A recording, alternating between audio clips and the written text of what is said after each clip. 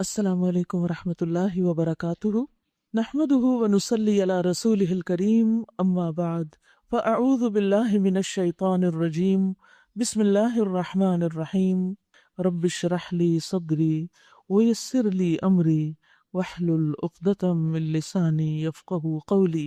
18واں پارہ سورۃ المؤمنون۔ شروع کرتی ہوں اللہ کے نام سے جو بے انتہا مہربان نہایت رحم فرمانے والا ہے۔ قد افلح المؤمنون، یقیناً فلاح پائی ہے ایمان والوں نے۔ حقیقی کامیابی، پائیدار کامیابی، ہمیشہ کی کامیابی ایمان والوں کے لیے ہی ہے۔ دنیا میں مومن اور غیر مومن دونوں ہی کبھی کامیابی سے گزرتے ہیں اور کبھی ناکامی سے، لیکن آخرت کی کامیابی صرف ایمان کے ساتھ ہے۔ لیکن یہ مومن کیسے ہوتے ہیں؟ الذین هم فی صلاتہم خاشعون، جو اپنی نماز میں خشوع اختیار کرتے ہیں۔ یہاں یہ نہیں کہا گیا کہ وہ جو نماز قائم کرتے ہیں، بلکہ اس سے آگے کی بات کی گئی کہ وہ جو اپنی نماز میں خشوع اختیار کرتے ہیں۔ یاد رکھیے کہ نماز میں خشوع اختیار کرنا نماز کی روح ہے اور یہی نماز کا مقصد ہے، اور یہاں پر کامیابی کے لیے نماز کا خشوع لازم کر دیا گیا۔ جس نماز کے اندر خشوع نہیں ہوتا، بس انسان پڑھ ہی لیتا ہے، کبھی دل متوجہ ہوتا ہے کبھی نہیں ہوتا، اگرچہ اس پر بھی کچھ ثواب مل جاتا ہے انسان کو اس کی ایفرٹ کا، لیکن صرف اتنا ثواب ملتا ہے جتنا دل اس کو سمجھ کر ادا کرتا ہے۔ خشوع ہے کیا؟ کیا چیز ہے جو ہمیں اپنی نمازوں کے اندر پیدا کرنی ہے؟ عام طور پر یہ سمجھا جاتا ہے کہ نماز میں رونا یا بہت زیادہ غمگین ہونا شاید یہ خشوع ہے، تو رونا ہی خشوع نہیں ہوتا، بلکہ دل کا اللہ کی طرف متوجہ ہونا اور اعضاء کا پرسکون ہونا۔ تو دو باتیں یاد رکھیے، دل اللہ کی طرف ہو اور جسم پرسکون ہو، غیر ضروری حرکات نہ کی جائیں، ادھر ادھر ہلا جلا نہ جائے، کہ ادھر ادھر دیکھا نہ جائے، جسم کو کھجایا نہ جائے۔ یعنی بعض اوقات ایسا ہوتا ہے نا کہ بلا وجہ ہی بس بے چین ہونے لگتے ہیں کہ رکعت لمبی ہو گئی ہے اور ہل جل شروع ہو جاتی ہے، تو اس کو بھی کنٹرول کرنے کی ضرورت ہوتی ہے۔ اسی طرح دل کے متوجہ ہونے کا مطلب کیا ہے کہ انسان دل سے پڑھے کہے جو کچھ بھی وہ کہہ رہا ہے، یعنی اس کا دل نماز میں حاضر ہو، ذہنی طور پر بھی حاضر ہو، اس بات کا احساس ہو کہ انسان اللہ کے سامنے کھڑا ہے اور اللہ سے سرگوشیاں کر رہا ہے، انسان اللہ سے بات کر رہا ہے۔ اسی سے نماز کی تکمیل ہوتی ہے، یعنی دل اور اعضاء میں خشوع سے ہی نماز کامل ہوتی ہے۔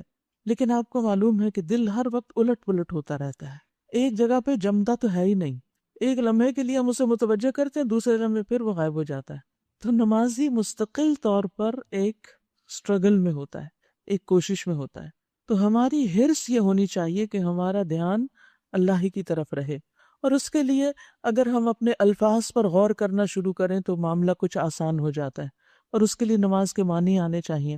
اور جہاں تک اعضاء کا خشوع ہے تو اس میں انسان اپنی حرکات و سکنات کو کنٹرول میں رکھے اور نماز کے سارے ایکشنز نبی صلی اللہ علیہ وسلم کے طریقے کے مطابق رکھے۔ اگر ہم آپ کے طریقوں کو فالو نہیں کر رہے اور ویسے ہم بالکل ساکت کھڑے ہیں تو یہ بھی خشوع میں نہیں۔ خشوع میں سنت کا اتباع بھی ضروری ہے، اور حتی الوسع ضرورت کے بغیر انسان حرکت نہ کرے۔ جب ایسی نماز انسان پڑھے گا تو اللہ کا وعدہ کیا ہے اس سے؟ رسول اللہ صلی اللہ علیہ وسلم نے فرمایا، اللہ تعالیٰ نے 5 نمازیں فرض کی ہیں، جو شخص ان کے لیے اچھی طرح وضو کرے گا اور ان کو ان کے وقت پر ادا کرے گا اور رکوع مکمل کرے گا، یعنی جس طرح حکم ہے کہ گردن اور کمر ایک ہی لیول پر ہو، سر یوں نہیں جھکا ہونا چاہیے، اور نماز میں خشوع و خضوع اختیار کرے گا، تو اس کے لیے اللہ کا وعدہ ہے کہ وہ اس کی بخشش فرمائے گا، اور جو ایسا نہیں کرے گا اس کے لیے اللہ کا کوئی وعدہ نہیں، چاہے تو بخش دے چاہے تو عذاب دے۔ تو اس لیے خشوع جو ہے یہ نماز کا ایک اہم حصہ ہے، اور ہم سب کے لیے ایک امتحان بھی ہے، کیونکہ کوئی شخص میں نے ایسا نہیں دیکھا جو یہ کہے کہ مجھے نماز میں مکمل خشوع حاصل ہوتا ہے۔ ہر شخص اسی پہ پریشان رہتا ہے کہ خشوع کے لیے کیا کریں۔ یہ جنت کو واجب کرنے والا عمل ہے۔ رسول اللہ صلی اللہ علیہ وسلم نے فرمایا، جو شخص اچھی طرح وضو کرے پھر پورے خشوع و خضوع کے ساتھ متوجہ ہو کر 2 رکعت ادا کرے تو ایسے شخص کے لیے جنت واجب ہو جائے گی۔ رسول اللہ صلی اللہ علیہ وسلم نے فرمایا، بے شک بندہ نماز پڑھتا ہے اور اس کے لیے اس کی نماز کا 10واں حصہ، 9واں حصہ، 8واں حصہ 7वां हिस्सा, छठा हिस्सा, 5वां हिस्सा, चौथा हिस्सा, तिहाई हिस्सा या आधा हिस्सा लिखा जाता है। यानी इतने परसेंट है इसकी नमाज। वो परसेंटेज कहाँ से निकलती है? आपका दिल कितना मुतवज्जे था नमाज में और कितना मुतवज्जे था और चीज़ों में। याद रखिए कि ये जो फोकस है ना किसी भी चीज़ में, इससे उस काम की क्वालिटी बढ़ती है। वो कोई भी काम हो, चाहे बच्चों की तरबियत हो, चाहे खाना पकाना हो, चाहे सफाई करनी हो, चाहे पढ़ाई का मामला हो, चाहे किसी क्लास में बैठकर आप कोई लेक्चर सुन रहे हो, जब तक आप पूरी तरह मुतवज्जे नहीं तो आप पूरी तरह फायदा नहीं उठा सकते। आप उस काम में कामयाब नहीं। आधा दिल आपका इधर है, आधा उधर है, तो फिर आप आधा ही लेके उठेंगे। कोई भी काम हाफ हार्टेड ना करें, कोशिश करें कि पूरी तवज्जो से हो। हत्ता कि कोई शख्स आपसे बात कर रहा है तो उसकी तरफ भी ध्यान दें, तवज्जो दें। नबी सल्लल्लाहु अलैहि वसल्लम ने इस बारे में भी हमें खबरदार किया कि इस उम्मत से सबसे पहले खुशू उठा लिया जाएगा, हत्ता कि इनमें तुम्हें एक भी खुशू वाला आदमी नजर ना आएगा। एक बंदा नहीं मिलेगा जिसके अंदर खुशू हो। तो आप सोचिए कि फिर हमारे कामों की क्वालिटी क्या होगी, हमारी नमाज की क्वालिटी क्या होगी जिसके अंदर खुशू ही नहीं। लेकिन ये खुशू कैसे पैदा किया जाए? याद रखिए, ये नफ्स के साथ एक जंग है। यानी खुशू पैदा करना आसान नहीं, मुसलसल एक जंग है। जब इंसान नमाज के लिए खड़ा होता है तो इंसान अपने आप के साथ जिहाद कर रहा होता है, अपने नफ्स के साथ। और अपने नफ्स के साथ जिहाद सबसे मुश्किल काम है। हम सबकी गलतियों को पॉइंट आउट कर सकते हैं, अपनी गलतियां हमें नजर नहीं आती, अपने अंदर की बीमारी नजर नहीं आती, अपनी खराबी नजर नहीं आती, और वही फिर नमाज के अंदर रिफ्लेक्ट भी कर रही होती है। अब उसमें क्या होता है, जो ही हम नमाज के लिए खड़े होते हैं तो सबसे पहले हमारा नफ्स क्या कहता है? जल्दी करो जल्दी करो। वो जो उजलत है ना, वो नमाज में सबसे ज्यादा होती है। और फिर हम करते भी जल्दी है, जल्दी से रुकू, जल्दी से सजदा, बस चंद ठकरे मार के और काम खत्म कर देते हैं। तो उस वक्त हमें क्या करना चाहिए? नफ्स की नहीं माननी। ये हमें प्रैक्टिस करवाई जाती है कि बाहर निकल के भी जब रियल लाइफ सिचुएशन हो तो नफ्स की नहीं माननी, क्योंकि इन्न नफ्स लअम्मारतुम बिस्सू, नफ्स तो इंसान को बुराई पे आमादा करता है। और पहली बुराई क्या होती है? हमारी जबान उगलने लगती है, जो हमारे दिल में होता है। हम नेकी करके उसको जाया करते हैं जब हम उसका रिवॉर्ड बंदों से चाहते हैं। तो इसी तरह नमाज हमारा आईना है, उसमें हमें पता चल जाता है कि हम कहाँ खड़े हैं, हमारी कंसंट्रेशन कितनी है। तो हमें उसकी बात नहीं माननी। यानी खुशू का तरीका क्या है कि नफ्स की बात नहीं मानी। जब वो कहे जल्दी करो, जल्दी नहीं करनी। और जब इंसान को ये एहसास हो जाए तो फिर इंसान अपने आप को ये कहे कि देखो, यही तो काम है, यही तो चीज है जिससे मैं अल्लाह के करीब तरीन होता हूँ। तो मुझे किस बात की जल्दी? इससे ज्यादा तो सवाब का कोई काम ही नहीं जो इस वक्त मैं कर रहा हूँ, क्योंकि नमाज का ये सवाल सबसे पहले किया जाएगा। तो नमाज में किस बात की जल्दी? उसमें तो सबसे ज्यादा रिलैक्स होना चाहिए, क्योंकि हम सबसे ज्यादा अल्लाह के करीब हैं, सबसे ज्यादा हमें अजर और सवाब मिल रहा है, और वो काम कर रहे हैं जिसका हिसाब सबसे पहले होने वाला है। तो नफ्स को कंट्रोल करना पड़ेगा, बार बार आहिस्तगी की तरफ लाना पड़ेगा। और जब हम अल्लाह अकबर कहें और जल्दी आने लगे तबीयत में, तो अपने आप को खुद ही कहे आहिस्ता आहिस्ता आहिस्ता, बोल के नहीं कहना शुरू कर दे। वो नफ्स नफ्स से, दिल दिल से ही बात करेगा। और इंसान उस वक्त ये कहे कि मेरी जिंदगी में सबसे ज्यादा फायदे की चीज ये है, इसके सिवा जिस चीज के लिए मैं जल्दी कर रहा हूँ वो मेरी कब्र में नहीं काम देगी। यदि हम जल्दी मचाते भी क्यों नमाज में? क्योंकि हमें कोई दुनिया का काम याद आ रहा होता है ना, ये भी करना है वो भी करना है, बहुत सी और चीजें। तो उस वक्त आप देखें कि बाज़ औक़ात कोई सर पे खड़ा होता है, उससे बात करनी है, कोई और काम याद आ गया, कोई वो हो गया, वो ये हम सबको मालूम है किन बातों से हम जल्दी करते हैं। उस वक्त क्या सोचें कि इनमें से कौन सी चीज मेरी मौत के वक्त मुझे काम आएगी, कौन सी चीज मेरी कब्र में साथ देगी, कौन सी चीज क़यामत के दिन मुझे फायदा देगी। ये जिनके लिए मैं जल्दी बचा रही हूँ वो तो सब भाग जाएंगे, कोई काम नहीं आएगा। लिहाजा मुझे तो इत्मीनान से नमाज पढ़नी, अल्लाह का जिक्र करना है। दूसरी बात ये कि अपने आप को ये याद दिलाना है कि मैं खड़ी किसके सामने हूँ और किसकी इबादत हो रही है? सबसे महबूब तरीन हस्ती से। सोचिए, जब आप अपने किसी पसंदीदा तरीन इंसान से मिलते हैं तो मुलाकात में जल्दी बचा देते हैं। उस वक्त क्या दिल चाह रहा होता है आपका कि ये घड़ियां खत्म ही ना हो। फिर कैसी मोहब्बत है अल्लाह से कि उसके सामने खड़े होते हैं, हम कहते हैं जल्दी से खत्म हो जाए, खत्म हो जाए। तो इंसान जब अल्लाह से बातें करे, सरगोशियां करे, तो अपने आप को याद दिलाए कि इस वक्त मैं अपनी महबूब तरीन हस्ती के सामने हूँ, मुझे किस बात की जल्दी है। तो इंशाअल्लाह इससे नमाजों में बेहतरी होगी। एक और चीज कि शुरू से ही पकड़ लें अपने आप को, खुसूसन सूरत फातिहा से, कि सूरत फातिहा जो है वो اللہ اور بندے کے درمیان تقسیم ہے. جب ہم الحمدللہ رب العالمین کہتے ہیں تو اللہ سبحانہ و تعالیٰ ساتوں آسمانوں کے اوپر عرش سے آپ کو جواب دیتا ہے کہ میرے بندے نے میری حمد کی. جب ہم کہتے ہیں الرحمن الرحیم، اللہ تعالیٰ فرماتا ہے میرے بندے نے میری ثنا کی. جب ہم کہتے ہیں مالک یوم الدین، اللہ تعالیٰ فرماتا ہے میرے بندے نے میری بزرگی بیان کی. اور جب ہم کہتے ہیں ایاک نعبد و ایاک نستعین، تو اللہ تعالیٰ فرماتا ہے یہ میرے اور میرے بندے کے درمیان آدھو آدھ ہے.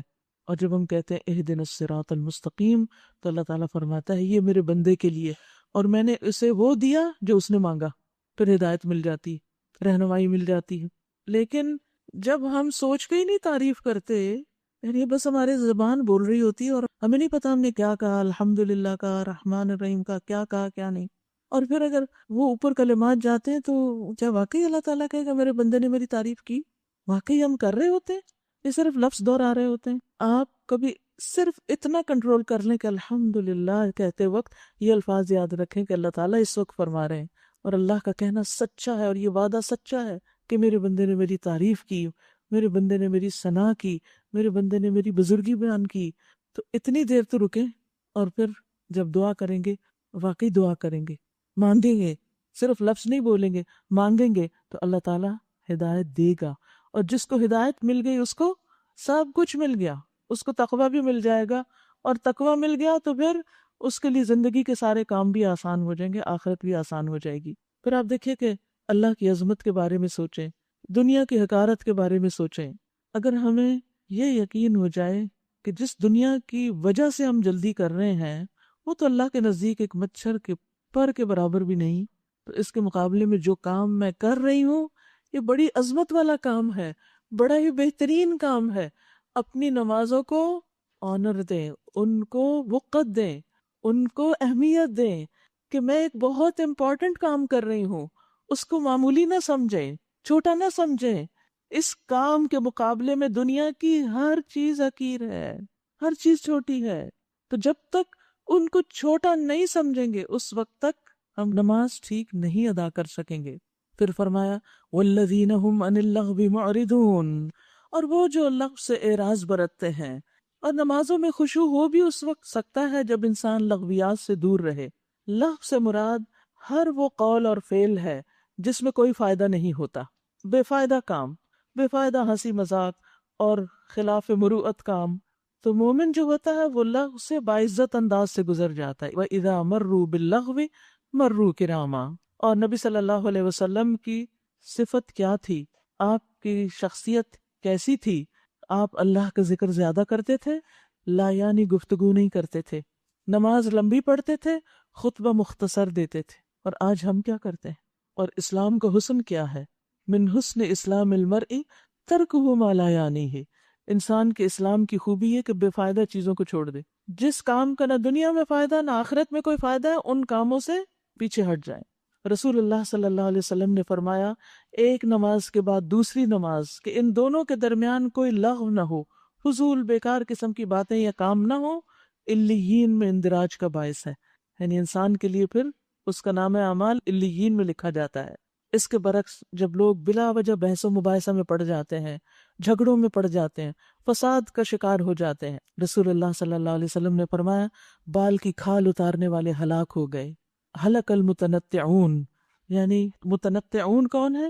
جو کسی بھی چیز میں غلو اختیار کرتے ہیں، حد سے بڑھ جاتے ہیں، اپنے اقوال اور افعال میں حدود پلانگ دیتے ہیں، اور ایسی باتوں میں قرید کرتے ہیں جن کو جاننے سے کوئی فائدہ نہیں، کچھ حاصل نہیں، کچھ نتیجہ نہیں ان کا، بلا وجہ کا تجسس. تو اس لیے جو شخص اپنی زندگی میں فوکس کرنا چاہتا ہے، نمازوں کو اچھا کرنا چاہتا ہے، اس کو لازم پھر لغویات سے بچنا پڑے گا.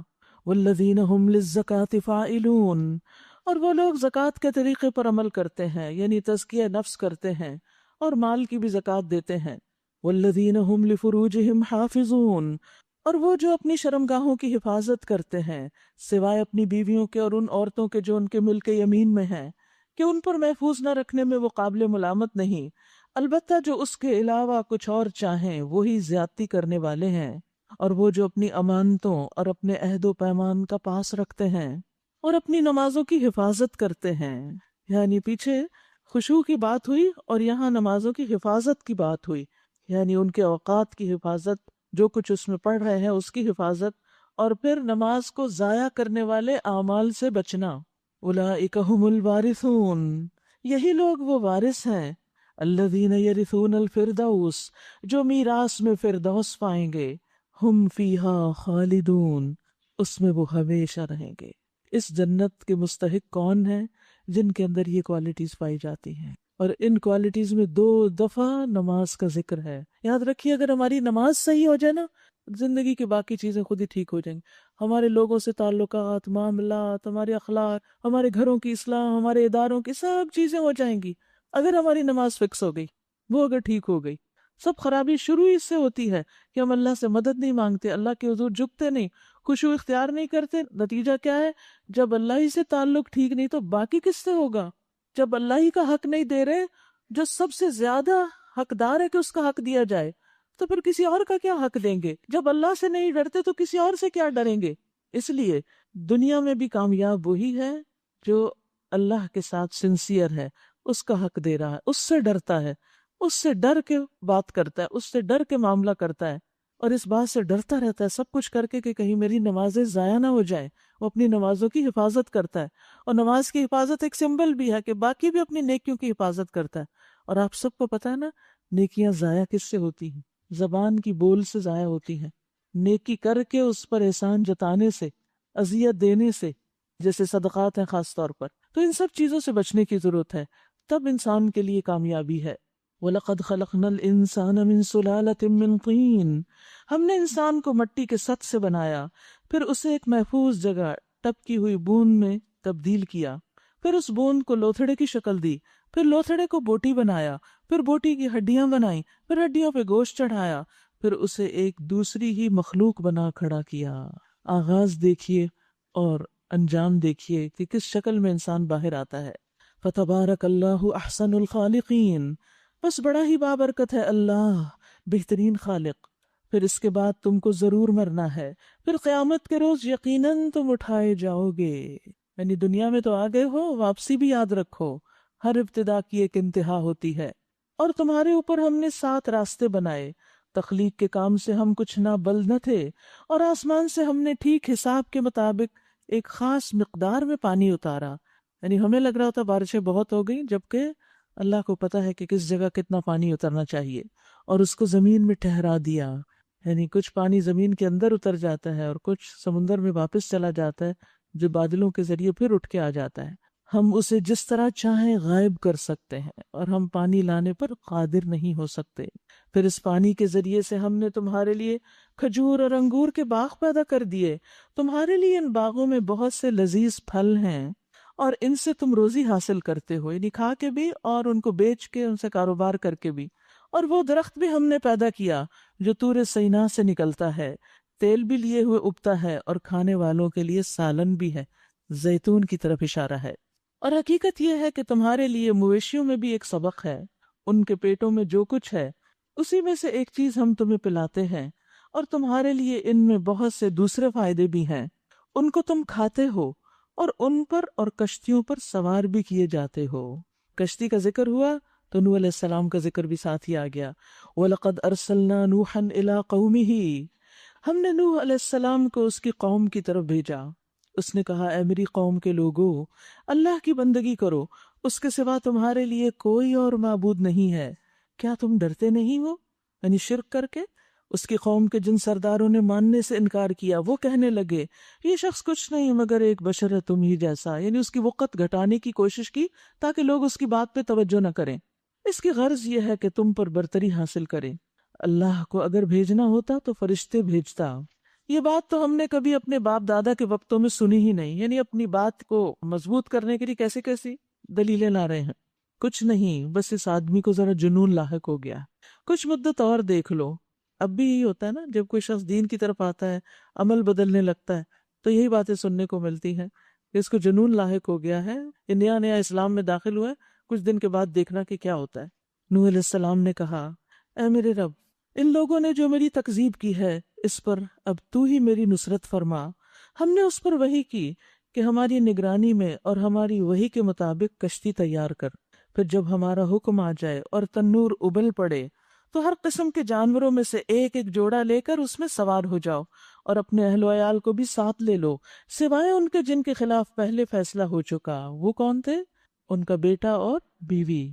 اور ظالموں کے معاملے میں مجھ سے کچھ نہ کہنا، یہ اب غرق ہونے والے ہیں۔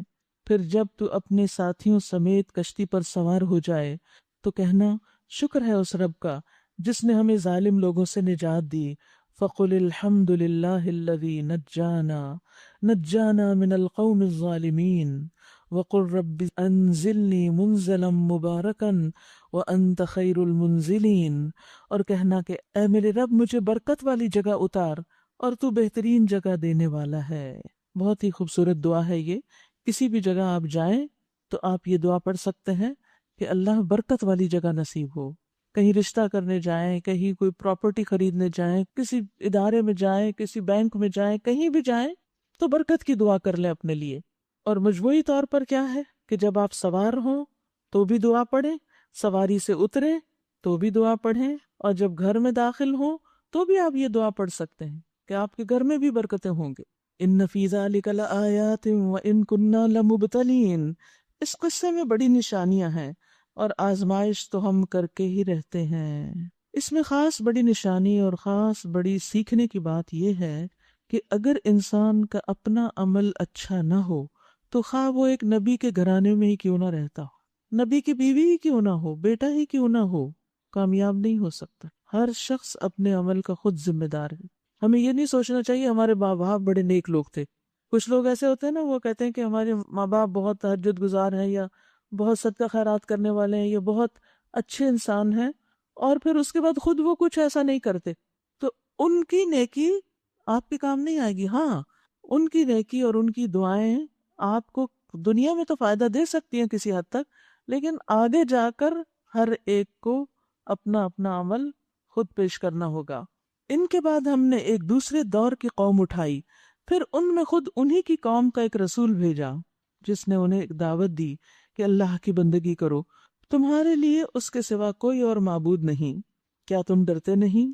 اس کی قوم کے جن سرداروں نے ماننے سے انکار کیا اور آخرت کی پیشی کو جھٹلایا، جن کو ہم نے دنیا کی زندگی میں آسودہ کر رکھا تھا، یعنی دنیا کی نعمتیں ملنے کی وجہ سے وہ غفلت میں پڑے ہوئے تھے، وہ کہنے لگے یہ شخص کچھ نہیں مگر ایک بشر تم ہی جیسا، جو کچھ تم کھاتے ہو وہی یہ کھاتا ہے، جو کچھ تم پیتے ہو وہی یہ پیتا ہے۔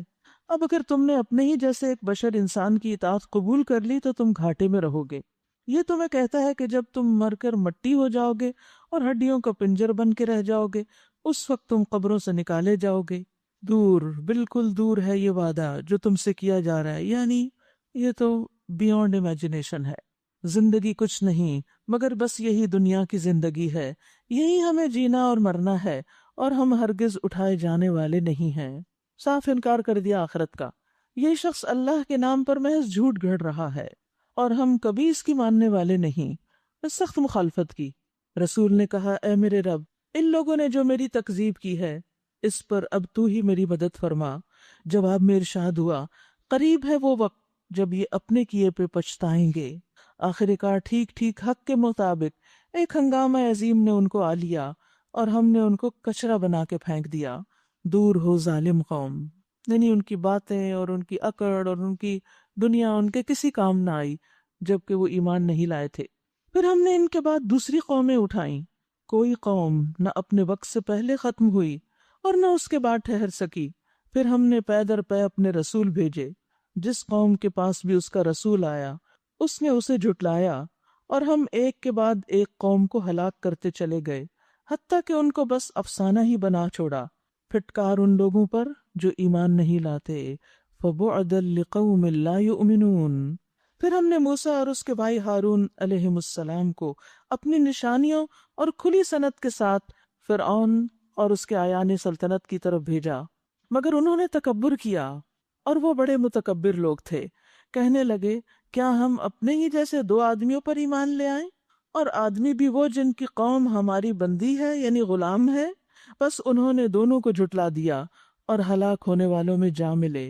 اور موسیٰ علیہ السلام کو ہم نے کتاب عطا فرمائی تاکہ لوگ اس سے رہنمائی حاصل کریں، یعنی بنی اسرائیل کو جب ہم نے آزادی دی تو پھر کتاب بھی دی کہ اب آئندہ زندگی اللہ کی اطاعت میں گزارے. کل تک تو تم مجبور تھے، فرعون تم پر حاوی تھا، لیکن اب تو تم آزاد قوم ہو، اب تو تمہیں کوئی مسئلہ نہیں، تم اس کتاب کو کتاب رہنما سمجھو. اور ابن مریم اور اس کی والدہ کو ہم نے ایک نشان بنایا.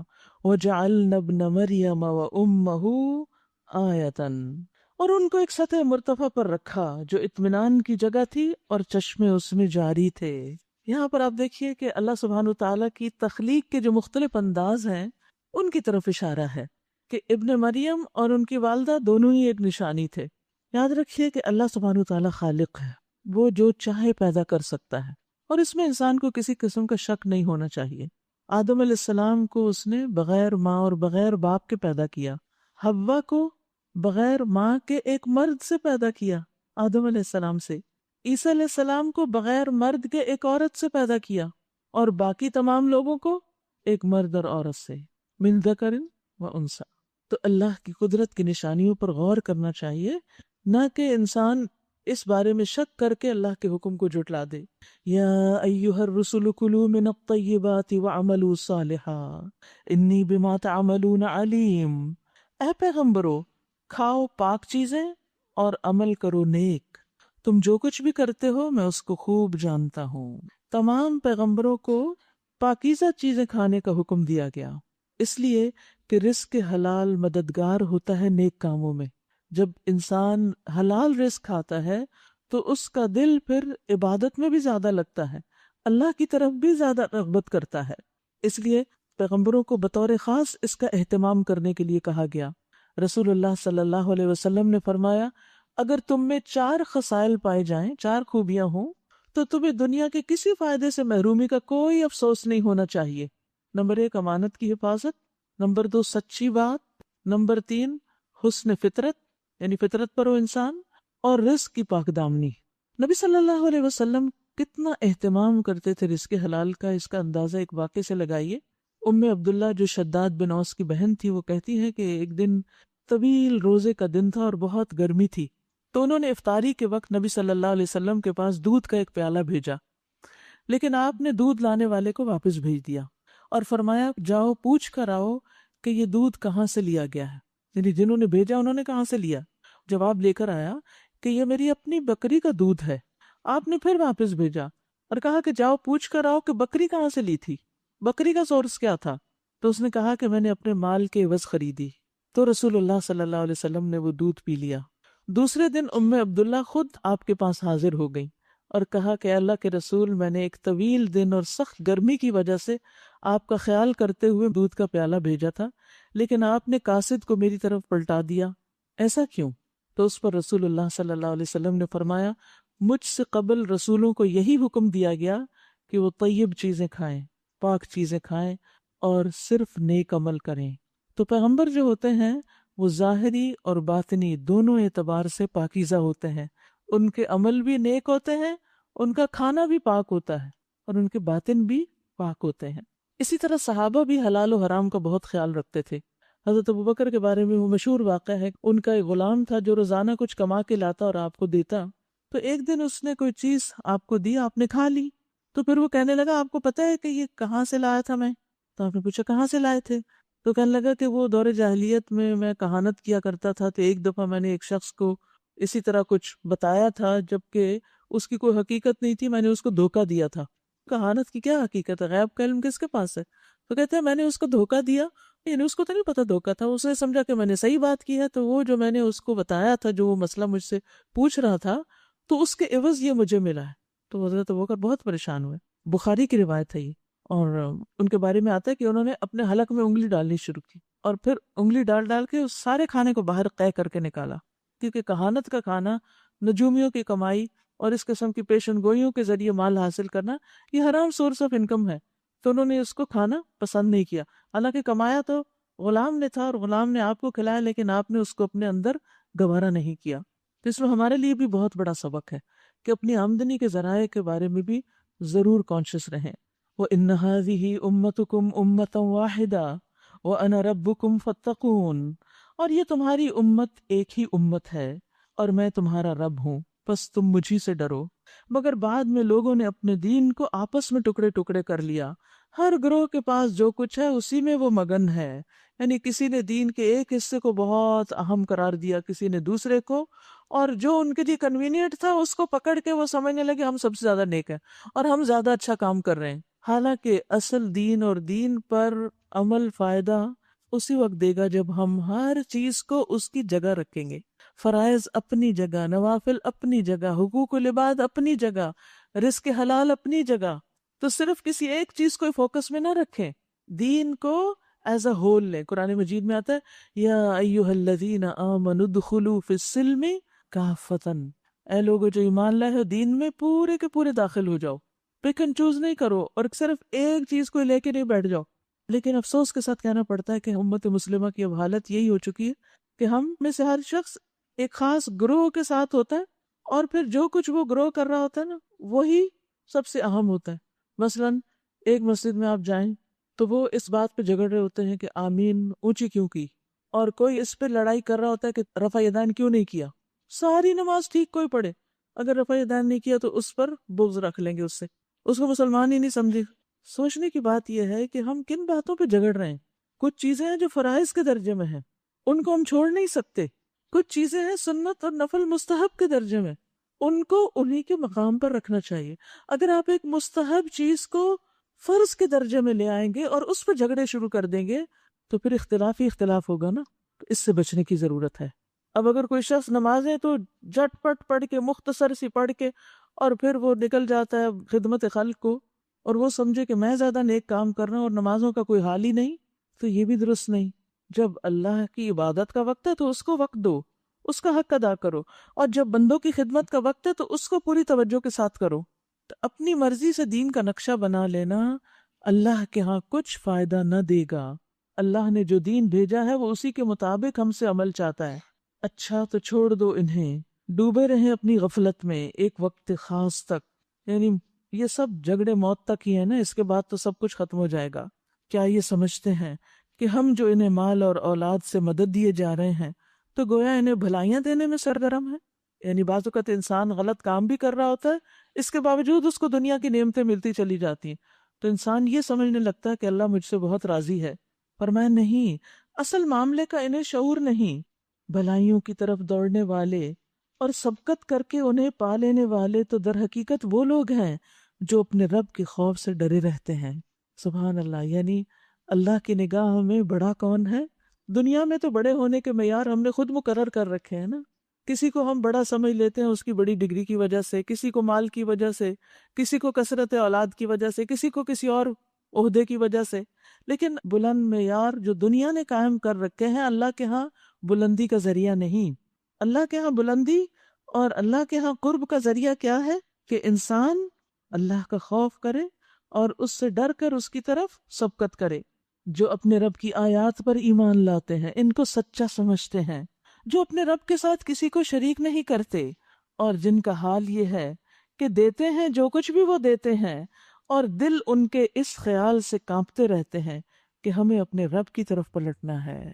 یعنی وہ سارے فرائض ادا کرتے ہیں، نمازیں بھی اچھی سے پڑھتے ہیں، صدقہ خیرات بھی خوب کرتے ہیں، اس کے باوجود ان کے اندر کسی نیکی کا کوئی غرور نہیں آتا۔ یہ ہے اللہ کے قریب لوگ، ان کو ڈر لگا رہتا ہے اور وہ دعا کرتے ہیں اللہ تو اسے قبول کر لے، بڑی سے بڑی نیکی کر کے بھی وہ ڈرتے ہیں۔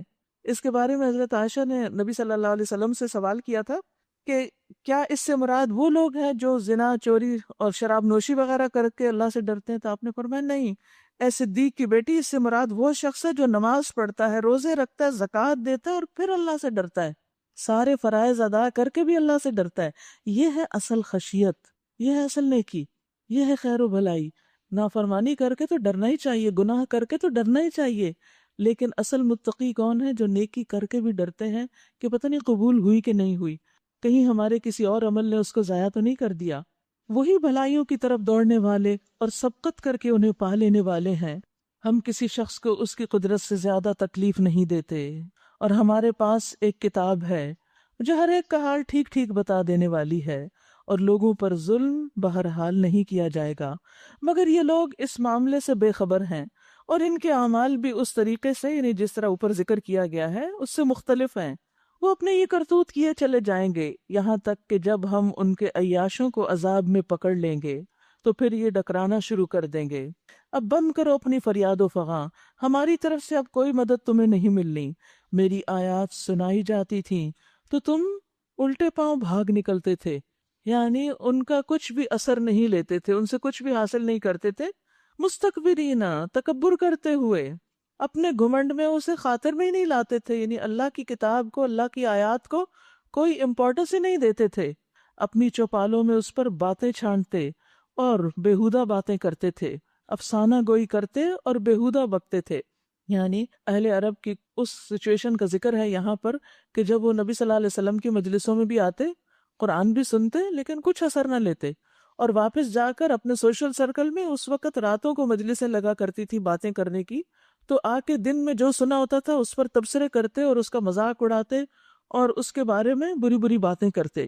تو اللہ کی نگاہ میں تو یہ سب کچھ تھا، اگرچہ نبی صلی اللہ علیہ وسلم کو تو نہیں پتا تھا کہ وہاں وہ جا کے کیا باتیں کرتے ہیں، لیکن اللہ کو تو پتا ہے کہ اس کے کلام کے ساتھ لوگ کیا سلوک کر رہے ہیں۔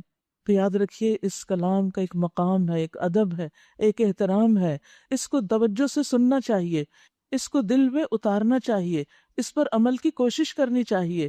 لیکن اگر کوئی بات سمجھ میں نہ آئے یا کوئی چیز مشکل لگے تو اس پر صبر کرنا چاہیے اور سمجھنے کی کوشش کرنی چاہیے، نہ کہ انسان اپنی مجلسوں میں بیٹھ کے پھر اس کا مذاق اڑانا شروع کر دے۔ فرمایا افلم یدبروا القول، کیا ان لوگوں نے کبھی اس کلام پہ غور نہیں کیا؟ یعنی انہوں نے کبھی سوچا نہیں، غور نہیں کیا کہ یہ کس کلام پہ بات کر رہے ہیں؟ یا وہ کوئی ایسی بات لایا ہے جو کبھی ان کے اسلاف کے پاس نہ آئی تھی، یا یہ اپنے رسول سے کبھی واقف نہ تھے کہ انجانا آدمی ہونے کے باعث اس سے بدکتے ہیں، یا یہ اس بات کے قائل ہے کہ وہ مجنون ہے؟ نہیں، بلکہ وہ حق لایا ہے، حق ہی ان کی اکثریت کو ناگوار ہے۔ اصل بات یہ ہے کہ یہ نہیں کہ ان کی عقل نہیں کہ انہیں سمجھنا ہے قرآن، لیکن مشکل یہ ہے کہ اس حق کو قبول نہیں کرنا چاہتے، اور حق اگر کہیں ان کی خواہشات کے پیچھے چلتا، یعنی ان کی مرضی کے لائف سٹائل کے مطابق یہ ساری باتیں ہوتی، تو پھر کیا ہوتا؟ زمین اور آسمان اور ان کی ساری آبادی کا نظام درہم برہم ہو جاتا، کیونکہ ہر انسان کی خواہش اور پرائرٹی فرق ہے، کوئی ایک چیز کو صحیح کہتا ہے، کوئی دوسری کو صحیح نہیں سمجھتا، تو اس سے کیا ہے کہ پھر دنیا کا یہ نظام چل نہیں سکتا تھا۔ نہیں، بلکہ ہم ان کا اپنا ہی ذکر ان کے پاس لائے ہیں، بل اتیناہم بذکرہم، یہ ان کا اپنا ہی ذکر ہے اور وہ اپنے ذکر سے منہ موڑ رہے ہیں۔ یعنی اس کلام سے منہ موڑنا دراصل اپنے ہی ذکر سے منہ موڑنا ہے، اپنے ہی فائدے سے دور ہونا ہے۔ ام تسألہم خرجا فخراج ربک خیر وہو خیر الرازقین، کیا آپ ان سے کچھ مانگ رہے ہیں کہ جو کچھ آپ کام کر رہے ہیں اس کے صلے میں کیا آپ ان سے کچھ چاہتے ہیں؟ تیرے لیے تیرے رب کا دیا ہی بہتر ہے اور وہ بہترین رازق ہے۔ آپ ان کو سیدھے راستے کی طرف بلا رہے ہیں، مگر جو لوگ آخرت کو نہیں مانتے وہ راہ راست سے ہٹ کے چلنا چاہتے ہیں۔ یعنی سیدھے راستے سے کون بھٹکتا ہے؟ جو آخرت کی فکر کھو دیتا ہے۔ آخرت ہماری منزل ہے نا، تو جو آخرت کو سامنے رکھتا ہے پھر وہ اسی کے راستے پہ چلتا رہتا ہے جو آخرت میں کامیابی کا راستہ ہو۔ اور جب انسان سے آخرت اوجھل ہوتی ہے، انسان اپنی موت کو بھولتا ہے، اس کے بعد آنے والے مرحلوں کو بھولتا ہے، تو پھر انسان دنیا کی خواہشات کے پیچھے دوڑنے لگتا ہے، پھر وہ دائیں بائیں ڈائیورٹ ہو جاتا ہے۔ وَلَوْ رَحِمْنَاهُمْ وَكَشَفْنَا مَا بِهِمْ مِنْ ضُرٍّ لَلَجُّوا فِي طُغْيَانِهِمْ يَعْمَهُونَ، اگر ہم ان پر رحم کریں اور وہ تکلیف جس میں آج کل یہ مبتلا ہیں دور کر دیں، یعنی وہ قحط، تو یہ اپنی سرکشی میں بالکل ہی بہک جائیں گے۔ ان کا حال یہ ہے کہ ہم نے انہیں تکلیف میں مبتلا کیا، پھر بھی یہ اپنے رب کے آگے نہ جھکے اور نہ عاجزی اختیار کرتے ہیں۔ البتہ جب نوبت یہاں تک پہنچ جائے گی کہ ہم ان پر سخت عذاب کا دروازہ کھول دیں تو یکا یک تم دیکھو گے کہ اس حالت میں یہ ہر خیر سے مایوس ہیں۔ تو یاد رکھیے، انسان تکلیف کی حالت میں کچھ نہ کچھ اللہ کی طرف رغبت کرتا ہی ہے، کبھی اس سے کوئی عہد کرتا ہے، کوئی وعدے کرتا ہے کہ میں اب اچھا انسان بن جاؤں گا۔ ہم سب بھی اگر اپنی زندگی پر غور کریں نا اور اپنے ماضی کی کسی بھی تکلیف کے بارے میں سوچیں، اور وہ وقت جب ہم زندگی سے زیادہ موت سے قریب ہوتے ہیں، مثلاً بچے کی ولادت کا وقت، جو بھی خواتین اس ایکسپیرینس سے گزری ہیں، اس وقت کون یاد رہتا ہے اللہ کے سوا؟ جو کوئی سامنے ہو، آگے ہو، پیچھے ہو، کچھ یاد نہیں۔ جس کے اندر تھوڑا بہت دین کی سمجھ بوجھ ہوتی ہے تو اس وقت ہم سب کیا کہتے ہیں؟ یا اللہ خیر و عافیت سے گزار دے، بس اب تو ہم تیرے ہی بندے بن جائیں گے، اب ہم کوئی غلط کام نہیں کریں گے۔ اور پھر کیا ہوتا ہے؟ پھر ہم اچھے بھلے ہو جاتے ہیں، اور پھر وہی نمازوں میں غفلت، وہی اللہ کی نافرمانی کے کام، اور پھر دوبارہ جا پھنستے ہیں، پھر دوبارہ عہد کرتے ہیں، پھر کسی اور مشکل میں پڑتے ہیں، پھر عہد کرتے ہیں۔ یہی ہم کر رہے ہیں۔ تو بات یہ ہے کہ انسان کے اندر یہ بہت بڑی ویکنس ہے کہ وہ تکلیف کے وقت تو اللہ کی طرف جاتا ہے، لیکن اللہ تعالیٰ جب رحم کرتا ہے اور تکلیف دور کر دیتا ہے تو پھر اس کی سرکشی بڑھ جاتی ہے۔ تو کچھ لوگ ایسے ہوتے ہیں کہ جن کو اللہ تعالیٰ رزق کی آزمائش میں مثلاً رکھتا ہے، فقر و فاقہ آ جاتا ہے، رزق تنگ ہو جاتا ہے، تو وہ کچھ نہ کچھ اللہ کی طرف رجوع کرتے ہیں، لیکن جب اللہ تعالیٰ ان کے لیے رزق کے دہانے کھول دیتا ہے تو وہ سب بھول جاتے ہیں کہ وہ تنگی کی حالت میں کس طرح عبادتیں کرتے تھے، یہ ذکر اور وظیفے اور کیا کیا کرتے تھے۔ تو اب کیا ہے، چونکہ دنیا زیادہ ہو گئی ہے، اس لیے اللہ سے غفلت اور اللہ کے دین سے دوری اتنی ہی زیادہ۔ تو یہ کچھ لوگوں کا حال ہوتا ہے، اور کچھ لوگ ہر حال میں اللہ کی طرف رغبت کرتے ہیں، تکلیف میں بھی صبر کرتے ہیں اور خوشحالی میں شکر کرتے ہیں، وہ کبھی بھی اپنے رب کو بھولتے نہیں۔ یہی لوگ رب کے پسندیدہ ہیں۔ تو اللہ تعالیٰ فرماتے ہیں کہ کچھ لوگوں کا حال یہ ہے کہ اگر ہم ان کی تکلیف فقر و فاقہ دور کر دیں تو پھر دیکھیں کہ یہ کس طرح سرکشی کرتے ہیں۔ وَهُوَ الَّذِي أَنشَأَ لَكُمُ السَّمْعَ وَالْأَبْصَارَ وَالْأَفْئِدَةَ قَلِيلًا مَا تَشْكُرُونَ۔ وہ اللہ ہی تو ہے جس نے تمہیں سننے اور دیکھنے کی قوتیں دی اور سوچنے کو دل دیے، مگر تم لوگ کم ہی شکر گزار ہوتے ہو۔ وہی ہے جس نے تمہیں زمین میں پھیلایا اور اسی کی طرف تم سمیٹے جاؤ گے۔ وہی زندگی بخشتا ہے، وہی موت دیتا ہے، گردش لیل و نہار اسی کے قبضہ قدرت میں ہے۔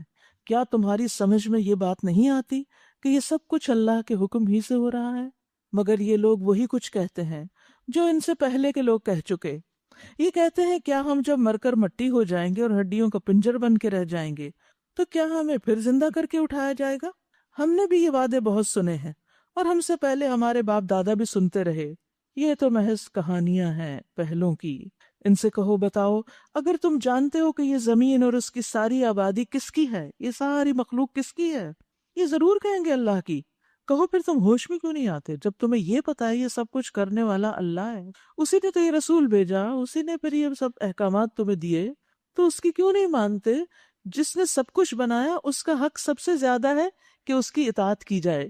ان سے پوچھئے ساتوں آسمان اور عرش عظیم کا مالک کون ہے؟ یہ ضرور کہیں گے اللہ۔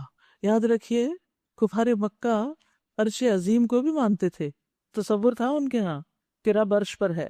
کہو پھر تم ڈرتے کیوں نہیں کہ جو اتنے بڑے عرش کا مالک ہے وہ تمہیں کبھی بھی پکڑ سکتا ہے، تم ڈرتے کیوں نہیں؟ ان سے کہو بتاؤ اگر تم جانتے ہو کہ ہر چیز پر قدرت اللہ ہی کی ہے، اور وہ کون ہے جو پناہ دیتا ہے اور اس کے مقابلے میں کوئی پناہ نہیں دے سکتا، یہ ضرور کہیں گے یہ بات تو اللہ ہی کے لیے ہے، یعنی ساری قوتیں قدرتیں اللہ ہی کے لیے مانتے ہیں۔ کہو پھر تمہیں کہاں سے دھوکہ لگتا ہے، تمہاری سمجھ میں کیوں نہیں آتی بات؟ جو امر حق ہے وہ ہم ان کے سامنے لے آئے ہیں، اور کوئی شک نہیں کہ یہ لوگ جھوٹے ہیں۔ اللہ نے کسی کو اپنی اولاد نہیں بنایا اور کوئی دوسرا الہ اس کے ساتھ نہیں ہے، اگر ایسا ہوتا تو ہر الہ اپنی خلق کو لے کر الگ ہو جاتا اور پھر وہ ایک دوسرے پر چڑھ دوڑتے۔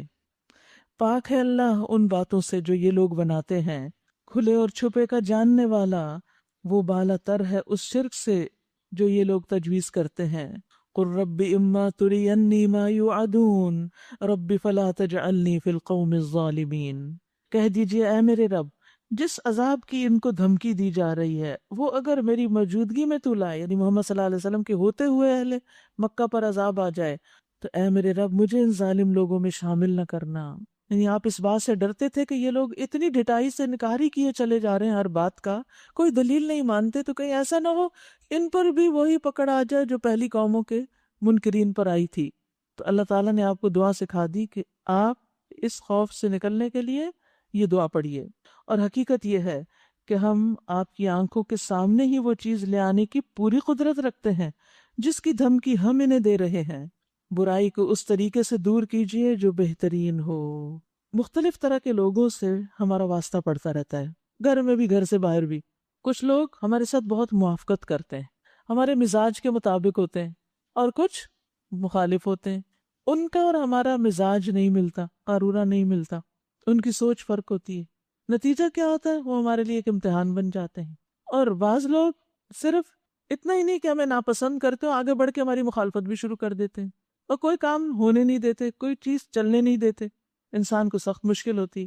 اور خاص طور پر اگر کوئی دین کا کام کر رہا ہو، جیسے یہاں نبی صلی اللہ علیہ وسلم سے فرمایا جا رہا ہے کہ ادفع باللتی ہی احسن.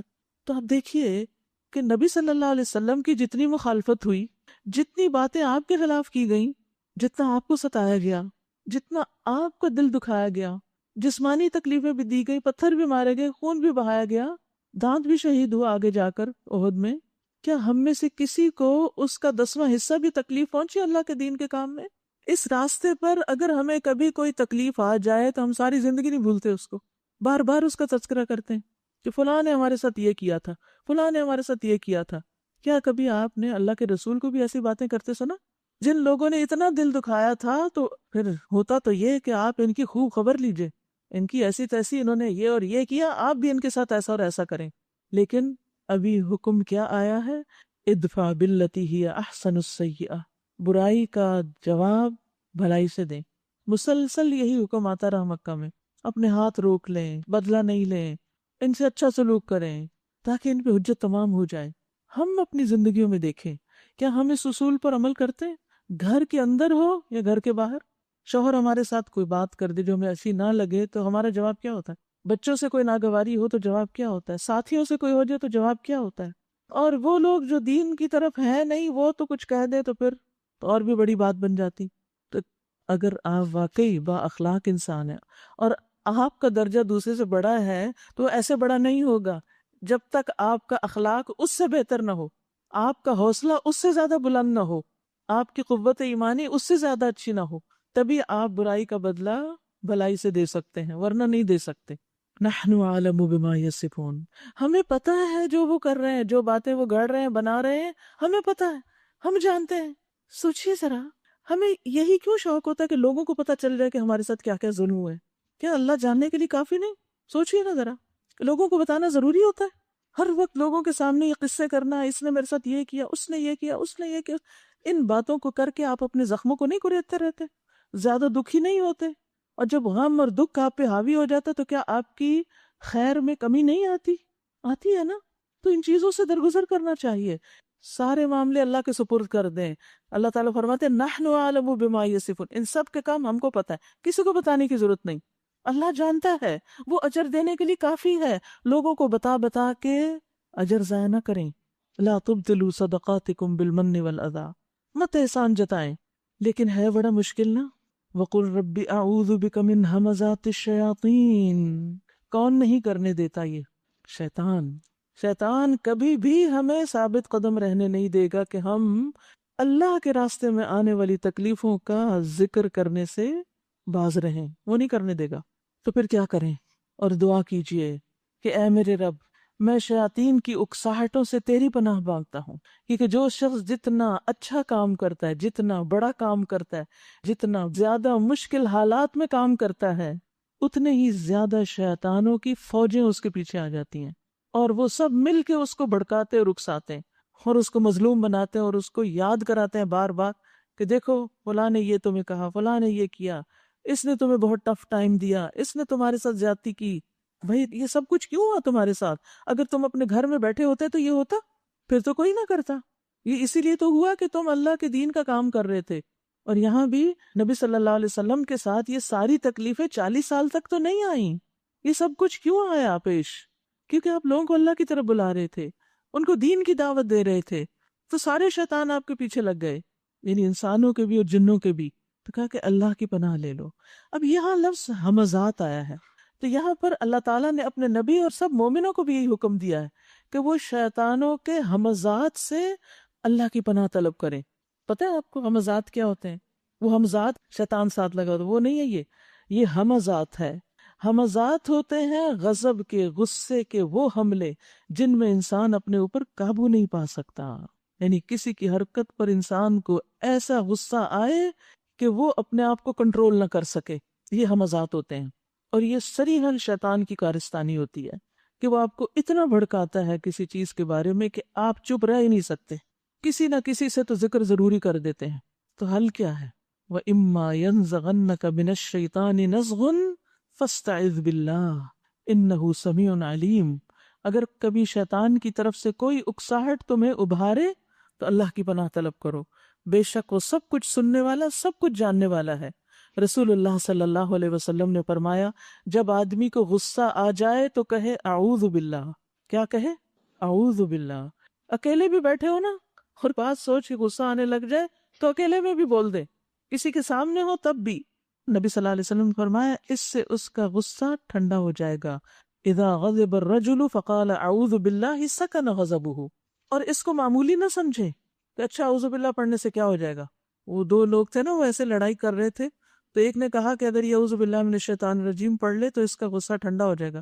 تو اس نے کہا میں کوئی دیوانہ تو نہیں ہوں، یعنی غصے میں تھا نا، لہٰذا سنا ہی نہیں کہ کیا مشورہ دیا جا رہا ہے، کیونکہ غیظ و غضب شیطان کی طرف سے تو آنکھوں پہ بھی پردے ڈال دیتا ہے، کانوں پہ بھی، حق بات سننے ہی نہیں دیتا۔ اسی لیے آپ دیکھیں کہ جب کوئی غصے میں ہوتا ہے نا، اس کو آپ نصیحت کریں تو اس کو نصیحت نہیں سمجھ آتی۔ تو اگر آپ واقعی چاہتے ہیں نا کسی کی خیر خواہی اور اس کو سمجھانا، تو پہلے اس کے غصے کو ٹھنڈا کریں یا اس کو چھوڑ دیں، جب ذرا حالات نارمل ہوں گے پھر اپنی بات کریں، ورنہ آپ کی بات گنوائی جائے گی۔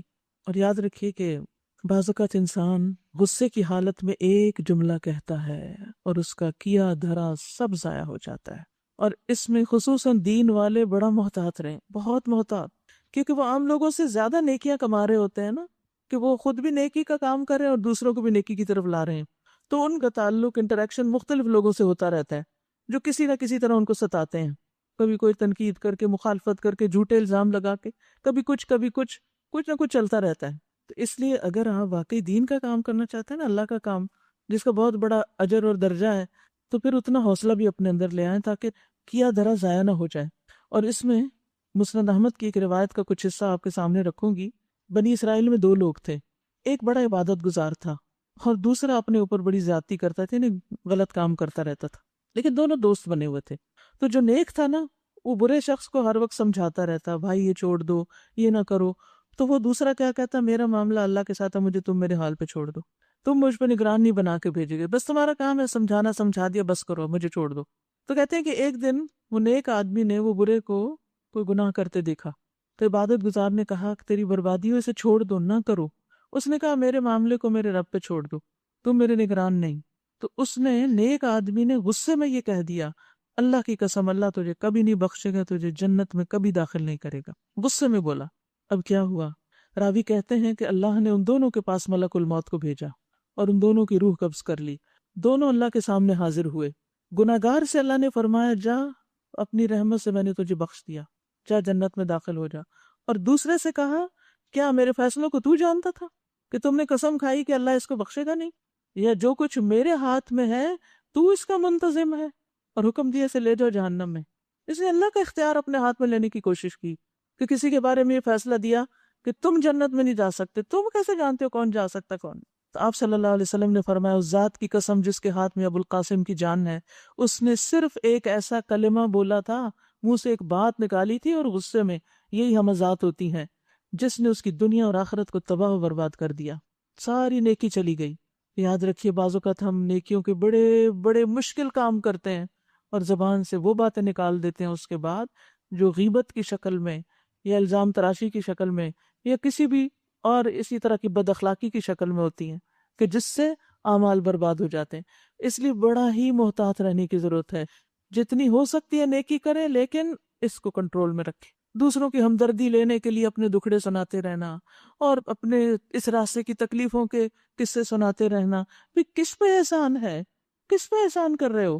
اللہ پہ، اللہ پہ احسان جتا رہے ہو کہ تیرا کام کر کے ہمارے ساتھ یہ پیش آیا ہے۔ کسی انسان کے ساتھ بھی ہم ایسا کریں جو عام انسان ہے تو بھی غصے میں آ جائے گا۔ ہم کس طرح اللہ کا غصہ بڑھکاتے ہیں؟ ہم اس کی عظمت کو نہیں سمجھتے۔ یہ آنر ہے جو اس نے ہمیں بخشا ہے، کہ اس نے ہمیں اپنا دین دیا اور اپنے دین کی خدمت کی کوئی توفیق دی اور ہمارے ہاتھوں کچھ کام لیا، اور اب ہم اس طرح کی باتیں کر کے سب کچھ ضائع کر دیں۔ یہی شیطان کے ارادے ہیں، تو ہوشیار رہیے۔ وَأَعُوذُ بِكَ رَبِّ أَن يَحْضُرُونَ، اور میں پناہ چاہتا ہوں تجھ سے اے میرے رب کہ وہ میرے پاس حاضر بھی ہوں۔ اللہ وہ تو میرے قریب بھی نہ پھٹکے، یہ دشمن شیطان۔ حَتَّى إِذَا جَاءَ أَحَدَهُمُ الْمَوْتُ، یہاں تک کہ ان میں سے کسی کی موت کا وقت آ جاتا ہے، دنیا کی مستیاں کرتے کرتے موت آ جاتی ہے۔ قال رب ارجعون، کہتا ہے رب مجھے واپس لوٹا دے، ابھی تو میں نے بہت کچھ کرنا تھا. لعلی اعمل صالحا فیما ترکت کلا، اے میرے رب مجھے اسی دنیا میں واپس بھیج دیجئے جسے میں چھوڑ آیا ہوں، امید ہے کہ اب میں نیک کام کروں گا. جھگڑوں میں پڑھ کے نیکیاں تو برباد کر دیتا ہے انسان، اور آگے کچھ نیکی کرنے کا سوچ بھی نہیں سکتا. اللہ تعالیٰ کیا فرمائیں گے؟ اب تو وقت گزر گیا، ہرگز نہیں، کلا، کوئی واپسی نہیں. یہ تو بس ایک بات ہے جو وہ کہہ رہا ہے. یاد رکھیے ہماری زندگی کا ایک ایک منٹ بڑا قیمتی ہے. جھگڑوں اور فساد میں اپنا وقت ضائع نہ کریں، اپنی پروڈکٹیوٹی کو ختم نہ کریں. صبر سے اللہ کی پناہ لیتے ہوئے دعا کرتے ہوئے آگے بڑھتے جائیں. رکاوٹیں تو ضرور آئیں گی، ہر نیکی کے کام میں آئیں گی. کبھی اپنے نفس سے لڑنا پڑتا ہے اور کبھی ان شیطانوں سے جنگ کرنی پڑتی ہے. فرمایا ان سب مرنے والوں کے پیچھے ایک برزخ حائل ہے، دوسری زندگی کے دن تک، قیامت تک کوئی واپس نہیں آئے گا. پردہ آ گیا بیچ میں. پھر جو ہی کہ سور پھونک دیا گیا، ان کے درمیان پھر کوئی رشتہ نہ رہے گا، سب جدا ہو جائیں گے. اور نہ وہ ایک دوسرے کو پوچھیں گے. کیوں نہیں پوچھیں گے؟ کیونکہ ہر شخص اپنی فکر میں ہوگا، اپنی جان میں مصروف ہوگا. یوم یفر المرء من اخیہ، جس دن انسان اپنے بھائی سے بھاگے گا، وامہ وابیہ، اپنی ماں سے بھاگے گا، اپنے باپ سے بھاگے گا، وصاحبتہ وبنیہ، اپنی بیوی سے، اپنے بیٹے سے. کوئی کسی کو نہیں پوچھے گا. لکل امرئ منہم یومئذ شأن، ہر شخص کی اس دن ایک ایسی حالت ہوگی یغنیہ، جو اسے دوسروں سے بے نیاز کر دے گی. اب دیکھیے ذرا سی بیماری آتی ہے تو ہمیں کسی کی پرواہ نہیں رہتی، اپنی جان کی پڑ جاتی کہ میرا کیا بنے گا. اور وہ تو پھر موت اور اس کے بعد کی زندگی، سور پھونکنے کا وقت ہے. وہ ایک دوسرے کا حال بھی نہیں پوچھیں گے. دنیا میں انسان تکلیف میں بھی کوئی آپ کا حال پوچھتا ہے نا، تو آپ کہتے ہیں اچھا تمہارا کیا حال ہے؟ الحمدللہ میں تو ٹھیک ہوں، تم کیسے ہو؟ ابھی ہماری ایک بہن کی نانی فوت ہوئی تو کہتی ہوں اتنی خوش اخلاق تھی، اتنی خوش مزاج کہ اسپتال میں تھی، آئی سی یو میں تھی، جب کوئی ڈاکٹر آتا ہے ان سے پوچھتا کہ آپ کیسی ہیں تو وہ ان سے پوچھتی ہے میں تو ٹھیک ہوں، آپ کیسے ہیں؟ یہ ہوتا ہے نا اخلاق. کبھی ہم نے کسی ڈاکٹر سے پوچھا بھی آپ کیسے ہیں؟ وہی بیچارے پوچھتے رہتے ہیں آپ کیسے ہیں. تو بات یہ ہے کہ دنیا میں تو پھر انسان کسی کا حال پوچھ لیتا ہے، مرتے مرتے بھی پوچھ لیتا ہے، وہاں کوئی نہیں پوچھے گا کہ تمہارا حال کیا ہے. دنیا میں کسی دکھ تکلیف میں انسان کہتے ہیں کیسے فیل کر رہے ہو؟ میں تو یہ فیل کر رہا ہوں، تم کیسے فیل کر؟ وہاں اتنا بھی کوئی نہیں پوچھے گا ایک دوسرے کو. اور سور پھونکنے والا فرشتہ وہ اپنی نگاہ بھی ادھر ادھر نہیں کرتا، عرش کی طرف دیکھ رہا ہے، کان لگا رکھے ہیں، پیشانی جھکا رکھی ہے، سور منہ میں لے رکھا ہے کہ جب حکم ہو اس میں پھونک دے. تو صحابہ نے کہا اگر یہ حال ہے تو ہم ایسے میں کیا کہیں؟ فرمایا کہو حسبنا اللہ و نعم الوکیل، علی اللہ توکلنا، ہمیں اللہ کافی ہے اور وہ بہترین کارساز ہے، اسی پر ہم بھروسہ کرتے ہیں. تو یاد رکھیے کہ صاحب سور جو ہے وہ نہایت ذمہ دار فرشتہ ہے، اور کہتے ہیں کہ اس کی آنکھیں ایسی ہیں جیسے دو روشن ستارے ہوں، اور ان کھلی آنکھوں سے ہر وقت وہ دیکھ رہا ہے اور حکم کا منتظر ہے. اور پھر جب سور پھونکا جائے گا تو انسان بے ہوش ہو کر گر پڑیں گے. اس کے بعد اللہ تعالیٰ آسمان سے موسلادھار بارش برسائے گا، گویا کہ وہ شبنم ہے یا سایہ، جس سے لوگوں کے جسم دوبارہ اگائیں گے، قبروں سے لوگ نکل آئیں گے. یعنی جو دوبارہ سور پھونکا جائے گا تو پھر لوگ کھڑے ہو جائیں گے اور اپنے آنکھوں سے سب کچھ دیکھنے لگیں گے. ہم سب بھی وہاں ہوں گے. اس دن کا سوچا کریں، اس دن کی فکر کیا کریں. اس وقت جن کے پلڑے بھاری ہوں گے وہی فلاح پائیں گے، اور جن کے پلڑے ہلکے ہوں گے وہی لوگ ہوں گے جنہوں نے اپنے آپ کو گھاٹے میں ڈال لیا. وہ جہنم میں ہمیشہ رہیں گے، آگ ان کے چہروں کی کھال چاٹ جائے گی اور ان کے جبڑے باہر نکل آئیں گے. یہ جیسے بھنی ہوئی سری ہوتی ہے نا، آپ نے کبھی دیکھی ہوگی بکرے کی بنی ہوئی سری، دانت نکلے ہوئے ہوتے ہیں، منہ سکڑ جاتے ہیں، ہونٹ سکڑ جاتے، تو جہنمیوں کے بھی ہونٹ سکڑ جائیں گے. کیا تم وہی لوگ نہیں ہو کہ میری آیات تمہیں سنائی جاتی تھی تو تم انہیں جھٹلا دیتے تھے؟ وہ کہیں گے اے ہمارے رب، ہماری بدبختی ہم پر چھا گئی تھی، ہم واقعی گمراہ لوگ تھے. اے ہمارے رب اب ہمیں یہاں سے نکال دے، پھر ہم ایسا قصور کریں تو ظالم ہوں گے. اللہ تعالیٰ جواب دے گا دور رہو، میرے سامنے سے دور ہو جاؤ، پڑے رہو اسی میں اور مجھ سے بات نہ کرو. تم وہی لوگ ہو کہ میرے کچھ بندے جب کہتے تھے اے ہمارے پروردگار ہم ایمان لائے، ہمیں معاف کر دے، ہم پہ رحم فرما، تو سب رحیموں سے اچھا رحیم ہے، تو تم نے ان کا مذاق بنا لیا. تم دین والوں کا مذاق اڑاتے تھے، یہاں تک کہ ان کی ضد نے تمہیں یہ بھی بھلا دیا کہ میں بھی کوئی ہوں، اور تم ان پر ہنستے رہے. آج ان کے صبر کا میں نے یہ پھل دیا. یاد رکھیے کہ ان سب باتوں کے جواب میں دین والوں کو کیا کرنا ہے؟ صبر. آج ان کے صبر کا میں نے یہ پھل دیا کہ وہی کامیاب ہیں. پھر اللہ تعالیٰ ان سے پوچھے گا بتاؤ زمین میں تم کتنے سال رہے؟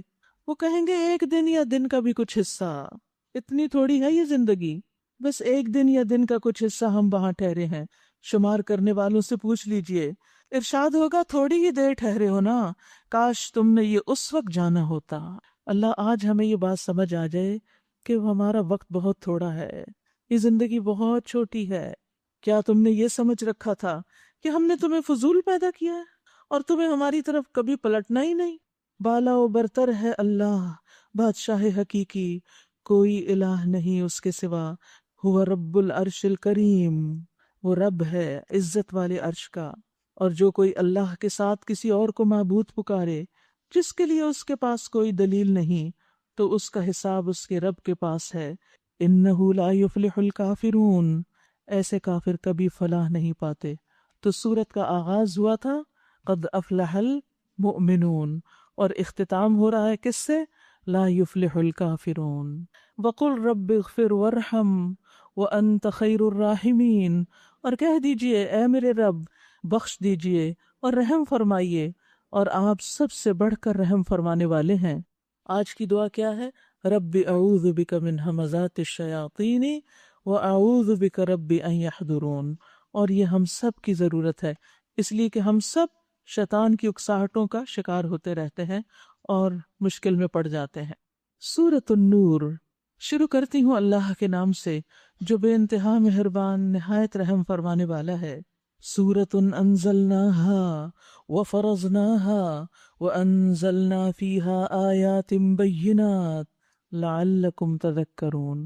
یہ ایک سورت ہے جس کو ہم نے نازل کیا ہے، یعنی اللہ نے بھیجا ہے، اور اسے ہم نے فرض کیا ہے، یعنی اس کے احکامات فرض ہیں، اور اس میں ہم نے صاف صاف ہدایات نازل کی ہیں شاید کہ تم سبق لو. الزانیۃ والزانی فاجلدوا کل واحد منہما 100 جلدہ. زانیہ عورت ہو اور زانی مرد، دونوں میں سے ہر ایک کو 100 کوڑے مارو. اور ان پر طرز کھانے کا جذبہ اللہ کے دین کے معاملے میں تمہیں دامن گیر نہ ہو، اگر تم اللہ اور روز آخر پر ایمان رکھتے ہو. اور ان کو سزا دیتے وقت اہل ایمان کا ایک گروہ موجود رہے. اس صورت میں سب سے پہلی بات زنا کے بارے میں کی گئی ہے، اور زنا میں بھی عورت کا ذکر پہلے ہے، مرد کا بعد میں ہے.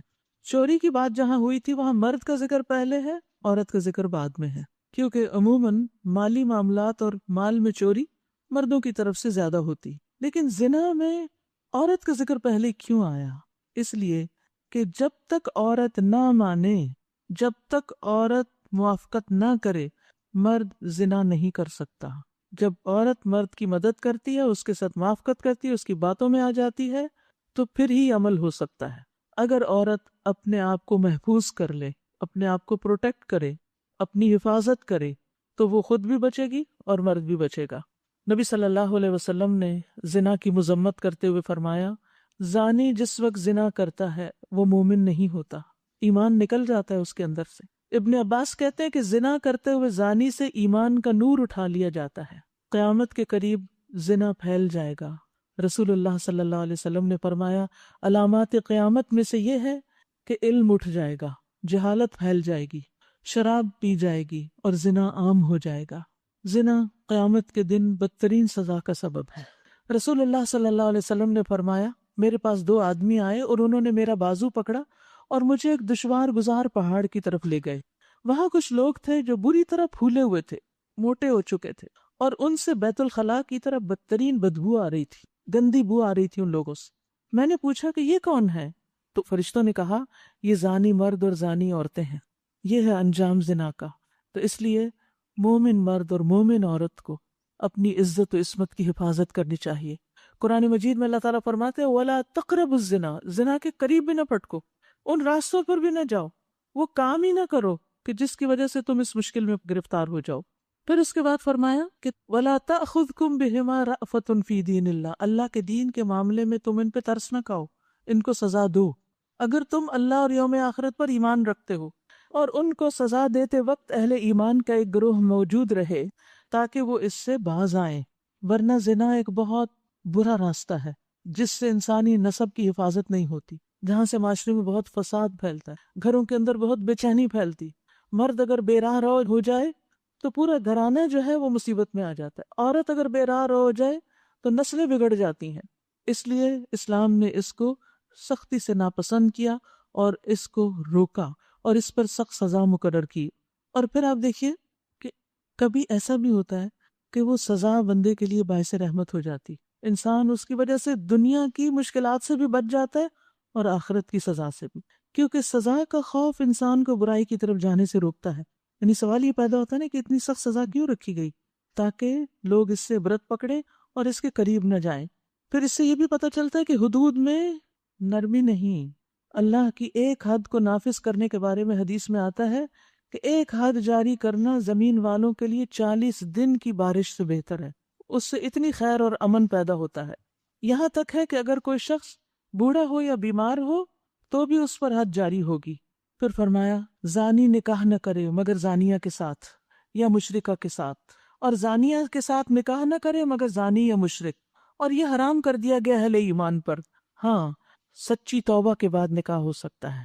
اگر کوئی لڑکا یا لڑکی کسی ایسے غلط کام میں تھی، پھر اس نے سچی توبہ کر لی اور اس کے بعد پاکیزہ زندگی بسر کرنے لگا یا لگی، تو پھر سچی توبہ کے بعد نکاح جائز ہو سکتا ہے۔ ورنہ اگر کوئی شخص اس میں پڑا ہوا ہے اور پتہ ہے کہ وہ غلط ہے تو پھر وہاں پر رشتہ نہیں کرنا چاہیے۔ اور جو لوگ پاک دامن عورتوں پر تہمت لگائیں، یعنی زنا کی تہمت، اس کا یہ مطلب نہیں کہ مردوں پہ تہمت لگانے کی اجازت ہے، لیکن عموماً عورت کا معاملہ زیادہ سینسیٹیو ہوتا ہے۔ پھر 4 گواہ لے کر نہ آئیں، ان کو 80 کوڑے مارو اور ان کی شہادت قبول نہ کرو، اور وہ خود ہی فاسق ہیں، سوائے ان لوگوں کے جو اس حرکت کے بعد تائب ہو جائیں اور اصلاح کر لیں کہ اللہ ضرور ان کے حق میں غفور الرحیم ہے۔ اور جو لوگ اپنی بیویوں پر الزام لگائیں، تہمت لگائیں، اور ان کے پاس خود ان کے اپنے سوا کوئی گواہ نہ ہو، تو ان میں سے ایک شخص کی شہادت یہ ہے کہ وہ 4 مرتبہ اللہ کی قسم کھا کے گواہی دے کہ وہ اپنے الزام میں سچا ہے، اور 5ویں بار کہے کہ اس پر اللہ کی لعنت ہو اگر وہ اپنے الزام میں جھوٹا ہو۔ اور عورت سے سزا اس طرح ٹل سکتی ہے کہ وہ 4 مرتبہ اللہ کی قسم کھا کر شہادت دے کہ یہ شخص اپنے الزام میں جھوٹا ہے، اور 5ویں مرتبہ کہے کہ اس بندی پر اللہ کا غضب ٹوٹے اگر وہ اپنے الزام میں سچا ہو۔ تم لوگوں پر اللہ کا فضل اور اس کا رحم نہ ہوتا، اور یہ بات نہ ہوتی کہ اللہ بڑا التفات فرمانے والا اور حکیم ہے، تو یہ معاملہ بہت پیچیدگیاں پیدا کرتا۔ یاد رکھیے کہ یہاں تہمت لگانے کی سزا بتائی گئی ہے، اور یہ بہت بڑا جرم ہے، کیونکہ کسی انسان کی عزت اسی طرح حرام ہے جیسے اس کا خون حرام ہے۔ تو جو لوگ یہ بہتان گھڑ لائے ہیں وہ تمہارے ہی اندر کا ایک ٹولہ ہیں۔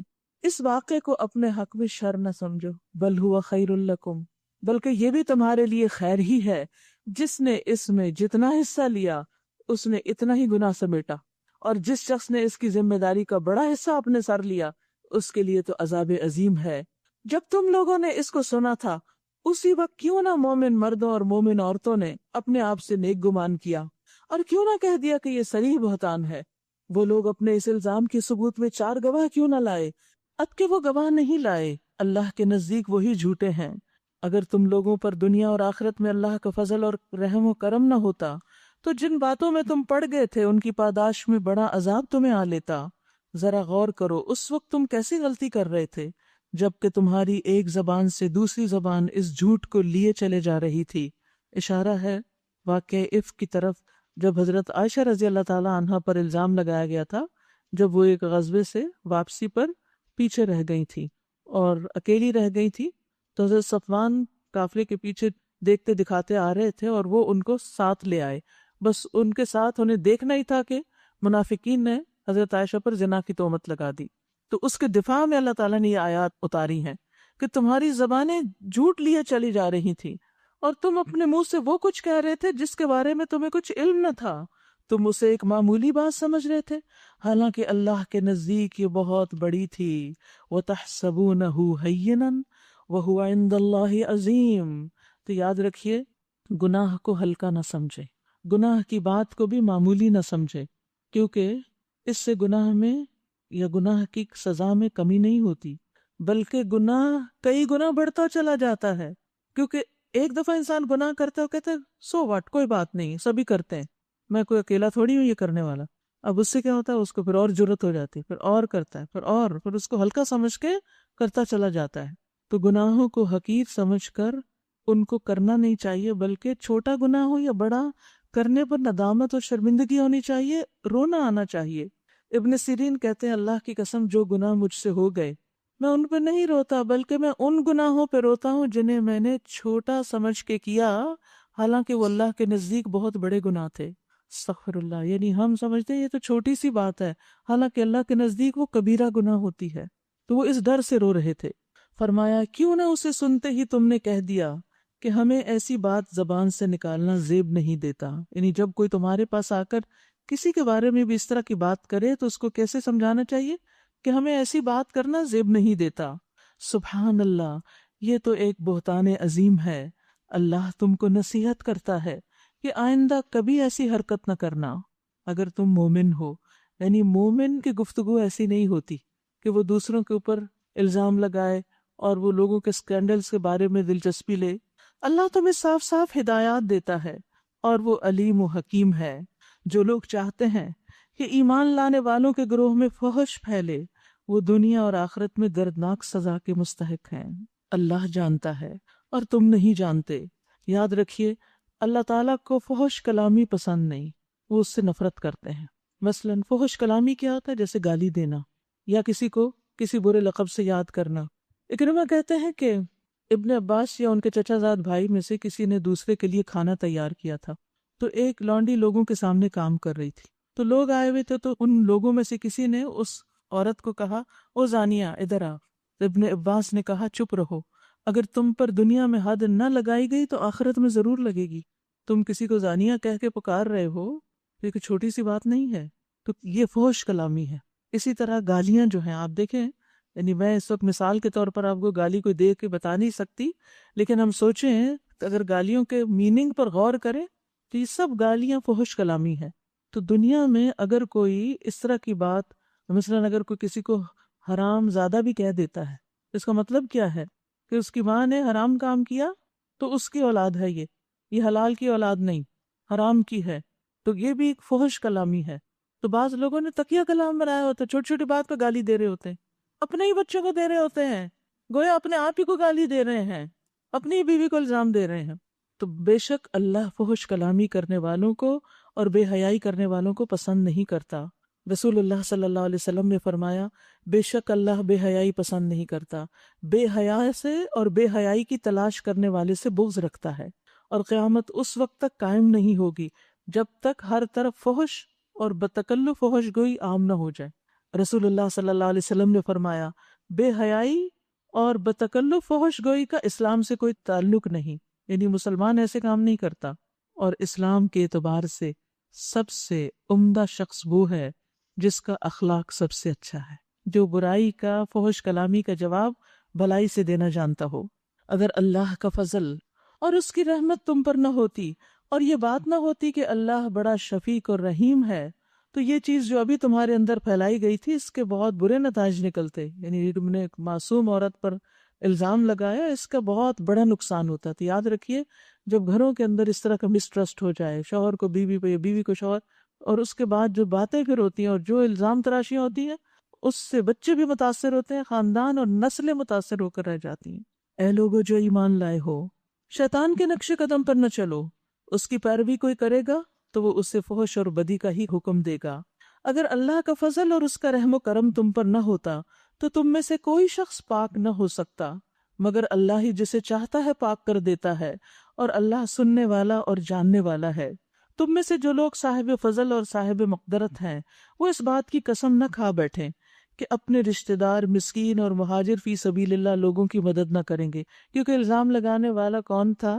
ان میں سے ایک شخص حضرت ابو بکر کا رشتہ دار تھا۔ تو جب ان کو یہ پتا چلا کہ میرا اپنا رشتہ دار میری بیٹی پر الزام لگا رہا ہے تو انہیں بہت غصہ آیا، اور وہ ان کی مدد بھی کرتے تھے، ان کا وظیفہ بھی انہوں نے لگا رکھا تھا۔ تو غصے میں کہا کہ میں آج کے بعد ان کی مدد نہیں کروں گا۔ تو اللہ سبحانہ وتعالیٰ نے فرمایا انہیں معاف کر دینا چاہیے، اتنی بڑی بات اور معاف کر دیں اور درگزر کرنا چاہیے، کیا تم نہیں چاہتے کہ اللہ تمہیں معاف کر دے؟ الا تحبون ان یغفر اللہ لکم، اور اللہ کی صفت یہ ہے کہ وہ غفور الرحیم ہے، یاد رکھیے دوسروں کو معاف کرنا اللہ سے معافی پانے کا ذریعہ ہے. اگر ہم کسی کو معاف کریں گے تو اللہ ہم کو معاف کر دے گا. جیسا عمل ہوتا ہے نا اسی طرح کی جزا ہوتی ہے. جو درگزر کرتا ہے اللہ تعالیٰ اس سے بھی درگزر کرتا ہے. اور بردباری اللہ کو بڑی پسند ہے.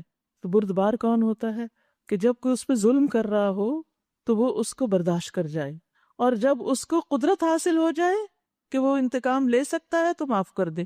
یاد رکھیے معاف کرنے والا سکون سے سوتا ہے، اس کا دل پرسکون ہوتا ہے. فضیل بن ایاس کہتے ہیں جب کوئی شخص تم سے کسی اور کی شکایت کرے، ہوتا ہے نا کہ لوگ آپ کو آ کے کہتے ہیں میں بھول نہیں سکتی فلاں نے جو میرے ساتھ کیا، میں نہیں بھول سکتی. کہتے ہیں آپ کبھی کہا؟ کبھی نہ کبھی زندگی میں ہم میں سے ہر شخص یہ جملہ بول جاتا ہے. تو وہ کہتے ہیں کہ جب تم میں سے کوئی شخص کسی اور کی شکایت کرے تو اسے کہو اے میرے بھائی اسے معاف کر دو، کیونکہ معاف کرنا تقوی کے زیادہ قریب ہے. اقرب للتقوی. اگر وہ کہے میرا دل معاف نہیں کر سکتا، میں وہ دن بھول ہی نہیں سکتا، میں تو بدلہ لوں گا یا پھر دل میں رکھوں گا، تو پھر اسے کہو اگر تم صحیح طرح بدلہ لے سکتے ہو تو لے لو، ورنہ معافی کے دروازے کی طرف پلٹو، کیونکہ یہ بہت وسعت والا دروازہ ہے، اور جو معاف کر دے اور اصلاح کر دے اس کا اجر اللہ کے ذمہ ہے. اپنا اجر بڑھانا چاہتے ہو تو نکال دو یہ باتیں دل سے. معاف کرنے والا تو رات کو بستر پر آرام سے سو جاتا ہے، اور بدلہ لینے والا اور دل میں رکھنے والا ہر وقت متفکر رہتا ہے.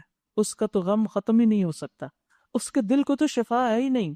یاد رکھیے قرآن شفا ہے، لیکن جو لوگ قرآن سنے بھی اور اپنے لیے نہ سنے، دوسروں کے لیے سنے کہ یہ بات تو فلاں میں اور یہ تو فلاں میں اور یہ، ان کے دل کو شفا نہیں ہوتی. شفاء و رحمت للمؤمنین. ان باتوں کو اپنے اوپر لیں اور ان چیزوں کو دل سے نکال کے سکون میں آ جائیں، راحت میں آئیں، تاکہ زیادہ سے زیادہ نیکیاں کر سکیں، ورنہ اسی چکر میں رہیں گے اور آگے نہیں بڑھ سکیں گے. اور معاف کرنے والے کی عزت میں اضافہ ہوتا ہے. رسول اللہ صلی اللہ علیہ وسلم نے فرمایا درگزر کیا کرو اللہ تمہیں عزت دے گا. اور کہتے ہیں نا عزت سب کو پیاری ہوتی، تو اللہ تمہیں عزت دے گا. رسول اللہ صلی اللہ علیہ وسلم نے فرمایا صدقہ مال کو کم نہیں کرتا، معاف کرنے سے اللہ بندے کی عزت میں اضافہ کرتا ہے. جو اللہ کے لیے تواضع اختیار کرتا ہے چھوٹا بن جاتا ہے صرف اللہ کی خاطر، اللہ اس کو بلند کر دیتا ہے. لیکن ہم تو پھر اس وقت اکڑ جاتے ہیں کہ نہیں اس کے آگے تو میں نے نہیں جھکنا. رسول اللہ صلی اللہ علیہ وسلم نے فرمایا جو بندہ کسی کے ظلم کو معاف کر دے گا اللہ قیامت کے دن اس کی عزت بڑھائے گا. اور معاف کرنا کیا ہے کہ بس اس کا تذکرہ بھی نہ کرے اب کسی سے، ورنہ دائیں بائیں کسی سے بھی بات کی نا تو پھر سارے زخم بھرے ہو جائیں گے، پھر وہی چیزیں وہ گندگی ابل کے اوپر آ جائے گی، تمہیں بد اخلاق بنائے گی اور تمہیں آگے نہیں بڑھنے دے گی. معاملات درست نہیں ہوں گے، حالات ٹھیک نہیں ہوں گے، نیکیوں میں سبقت نہیں کر سکو گے، وہیں اٹکے رہو گے، اس دلدل میں پھنسے رہو گے. اس سے باہر نکلنا ضروری ہے، لیکن وہی نکل سکتا ہے جس کو اللہ کے وعدوں پر یقین ہو. حضرت عائشہ پہ الزام کوئی چھوٹا الزام تھا، بہت بڑی بات تھی. کسی عورت کے لیے سب سے بڑی تکلیف دہ بات یہ ہو سکتی ہے کہ کوئی اس کے اوپر زنا کا الزام لگا دے، اور وہ عورت بھی کوئی عام نہیں تھی، وہ تو اللہ کے رسول کی بیوی تھی. اللہ نے پھر اپنے عرش سے ان کے لیے یہ آیات اتار کے ان کا دفاع کیا. اللہ نے دفاع کیا. جب معاملہ ہم اللہ کے سپرد کر دیتے اللہ ہمارا دفاع کرتا ہے، اللہ ہماری مدد کرتا ہے. صبر کرنے والوں کے ساتھ اللہ کی مدد ہوتی ہے، اور اگر نہیں کرتے تو پھر اللہ ہمارے حال پہ ہمیں چھوڑ دیتے، جاؤ رہو پریشان، دیکھو پھر کیا کرتے ہو، کیا کماتے ہو. جو لوگ پاک دامن بے خبر مومن عورتوں پر تہمتیں لگاتے ہیں ان پر دنیا اور آخرت میں لعنت کی گئی ہے، ان کے لیے بڑا عذاب ہے. اللہ اکبر. غافلات کون ہوتی ہیں؟ جو بے حیائی کے کاموں سے بے خبر ہوں، ان کے دل میں ایسا خیال بھی نہ آئے. اور حضرت عائشہ ایسی ہی خاتون تھی کہ ان کے دل میں تو ایسی برائی کا خیال بھی نہیں آ سکتا. جس کا شوہر پیغمبر ہو وقت کا اور سب سے بڑا انسان ہو، اس کو کسی اور مرد کی ضرورت ہو سکتی ہے؟ سوال ہی پیدا نہیں ہوتا. عقل بھی نہیں مانتی کہ وہ کسی اور مرد کے بارے میں سوچے بھی جو اس سے اتنی زیادہ محبت کرنے والا ہو اور اتنی زیادہ کیئر کرنے والا. وہ اس دن کو بھول نہ جائیں جبکہ ان کی اپنی زبانیں، ان کے اپنے ہاتھ پاؤں ان کے کرتوتوں کی گواہی دیں گے. قیامت کے دن ہاتھ پاؤں بولیں گے. پیچھے ہم نے پڑھی نا تفصیل، زبانیں بند کر دی جائیں گی، ہاتھ بولنے لگیں گے. اچھا یہاں پر آپ دیکھیں زبان کی بات بھی ہے، ہاتھ کی بھی ہے، پاؤں کی بھی، کیونکہ اس طرح کی ایکٹیویٹیز میں جو شخص انوالو ہوتا ہے نا وہ زبان سے بھی بولتا ہے غلط بات اور پھر انگلیوں سے بھی اشارے کرتا ہے فلاں اور فلاں، ہاتھ بھی استعمال ہوتے ہیں، اور پاؤں کے ساتھ ان مجلسوں میں بھی جاتا ہے جہاں وہ جھوٹے الزام پہ باتیں کر سکے. یعنی پوری ایکٹیویٹی ہوتی ہے اس کی. اس کو تو ایک سکینڈل ہاتھ آ جاتا ہے، ایک سٹوری مل جاتی ہے جس کو سنا سنا کے وہ خود بھی مزے لیتا ہے اور دوسروں کو بھی اپنا گرویدہ بناتا ہے. کیا گھٹیا شوق ہے یہ اگر کسی کا ہو. اس دن اللہ وہ بدلہ انہیں بھرپور دے دے گا جس کے وہ مستحق ہیں، اور انہیں معلوم ہو جائے گا کہ اللہ ہی حق ہے، سچ کو سچ کر دکھانے والا. خبیث عورتیں خبیث مردوں کے لیے اور خبیث مرد خبیث عورتوں کے لیے، یعنی اللہ کے رسول پاکیزہ ہیں اور ان کی بیوی بھی پاکیزہ ہے. پاکیزہ عورتیں پاکیزہ مردوں کے لیے، پاکیزہ مرد پاکیزہ عورتوں کے لیے. ان کا دامن پاک ہے ان باتوں سے جو بنانے والے بناتے ہیں، ان کے لیے مغفرت ہے اور رزق کریم ہے. اسی طرح خبیثات سے بری باتیں بھی، خبیث باتیں بھی لی گئی ہیں، یعنی خبیث لوگ ہی خبیث باتیں کرتے ہیں اور پاکیزہ لوگ پاکیزہ باتیں کرتے ہیں. یاد رکھیے آپ کی گفتگو آپ کی شخصیت کی آئینہ دار ہوتی ہے. آپ وہی ہیں جو آپ بولتے ہیں، کیونکہ جو آپ ہوتے ہیں نا وہ بولے بغیر آپ رہ نہیں سکتے. وہ آپ کے منہ سے کہیں نہ کہیں سے سلپ ہو ہی جاتا ہے، نکل ہی جاتا ہے، اور آپ کی اصلیت پھر سامنے آ ہی جاتی کہ آپ کتنے پانی میں ہیں اور اخلاق کے کس مرتبے پر فائز ہیں. آپ کی گفتگو کے انداز سے ہی پتہ چل جاتا ہے کہ آپ کتنے میچور ہیں، کتنے با اخلاق ہیں. یا ایھا الذین آمنوا لا تدخلوا بیوتا غیر بیوتکم حتی تستأنسوا وتسلموا علی اہلہا.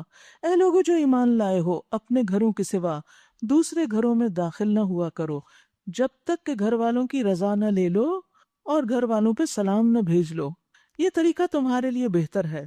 اب یہاں سے وہ تمام احکامات بتائے جائیں گے کہ جو زنا تک پہنچنے میں رکاوٹ بن سکتے ہیں. اس میں پہلا حکم کیا ہے کہ کسی کے گھر میں اچانک نہ داخل ہو. تمہیں نہیں معلوم کوئی خاتون کے سال میں اس کا سطر کھلا ہوا ہے، اس کے لیے مشکل ہوگی اور تمہاری نظر ایسے پڑے اور تم اس کے عشق میں گرفتار ہو جاؤ، یا کوئی اور ایسا غلط کام کر بیٹھو تو اجازت کے بغیر اندر نہ جاؤ. یہ طریقہ تمہارے لیے بہتر ہے. توقع ہے کہ تم اس کا خیال رکھو گے. پھر اگر کسی کو وہاں نہ پاؤ تو داخل نہ ہو، یعنی کوئی جواب نہیں دے رہا تو بھی اندر نہیں جاؤ جب تک تمہیں اجازت نہ دے دی جائے.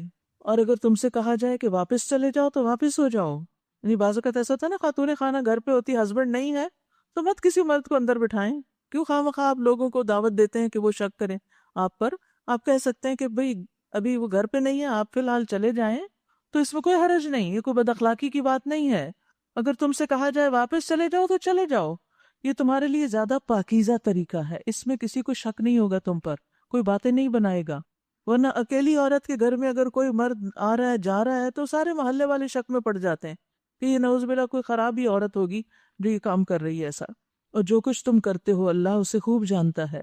البتہ تمہارے لیے اس میں کوئی مذائقہ نہیں کہ ایسے گھروں میں داخل ہو جاؤ جو کسی کی رہنے کی جگہ نہ ہو، جیسے اسکول، کالجز یا بینک وغیرہ، یا ایسے جگہ ادارے، اور جن میں تمہارے فائدے کی کوئی چیز ہو. تم جو کچھ ظاہر کرتے ہو اور جو کچھ چھپاتے ہو سب کی اللہ کو خبر ہے. قل للمؤمنین یغضوا من ابصارہم. اب ایک اور حکم ہے، اے نبی مومن مردوں سے کہیے کہ اپنی نظریں بچا کے رکھیں اور اپنی شرمگاہوں کی حفاظت کریں. یہاں نگاہوں کی حفاظت کی بات کی گئی. ذالک ازکیٰ لہم، یہ ان کے لیے زیادہ پاکیزہ طریقہ ہے. جو کچھ وہ کرتے ہیں اللہ اس سے باخبر ہے، کیونکہ آنکھ دل کی طرف ایک بہت بڑا دروازہ ہے. آنکھ جو کچھ دیکھتی ہے وہ دل میں چلا جاتا ہے، اور اگر انسان آنکھ کا استعمال غلط کرے تو بعض اوقات اپنے مقام اور مرتبے سے بھی گر جاتا ہے. تو انسان جب بھی کسی ایسی چیز کو دیکھے جس کو دیکھنا نہیں چاہیے تو اپنی نگاہوں کو پھیر لینا چاہیے. اور خاص طور پر جس چیز کو دیکھ کے فتنے میں پڑنے کا ڈر ہو تو اس کو نہیں دیکھنا چاہیے. اور یہ اگر انسان اللہ کے لیے کرتا ہے تو اللہ تعالیٰ اس کو اس کا بہترین اجر عطا کرتا ہے، کیونکہ جو شخص اللہ کی رضا کے لیے اللہ کی ناپسندیدہ چیز کو چھوڑ دیتا ہے اللہ اس کو اس سے بہتر عطا کرتا ہے. اور جو کوئی اپنی نظروں کو حرام میں پڑنے سے بچاتا ہے اللہ اس کے دل کو بصیرت عطا کرتا ہے، اس کی نگاہوں میں بصیرت آ جاتی ہے. اور جب انسان خواہش کے باوجود اپنی نگاہ اور شرمگاہ کو ان چیزوں سے محفوظ کر لیتا ہے تو پھر انسان بڑے گناہوں میں پڑنے سے بچ جاتا ہے. یعنی جو آنکھ کو بچا لے گا وہ پھر کبیرہ گناہ سے بھی بچ جائے گا. آنکھ کی خیانت اللہ کو پتہ چل جاتی ہے.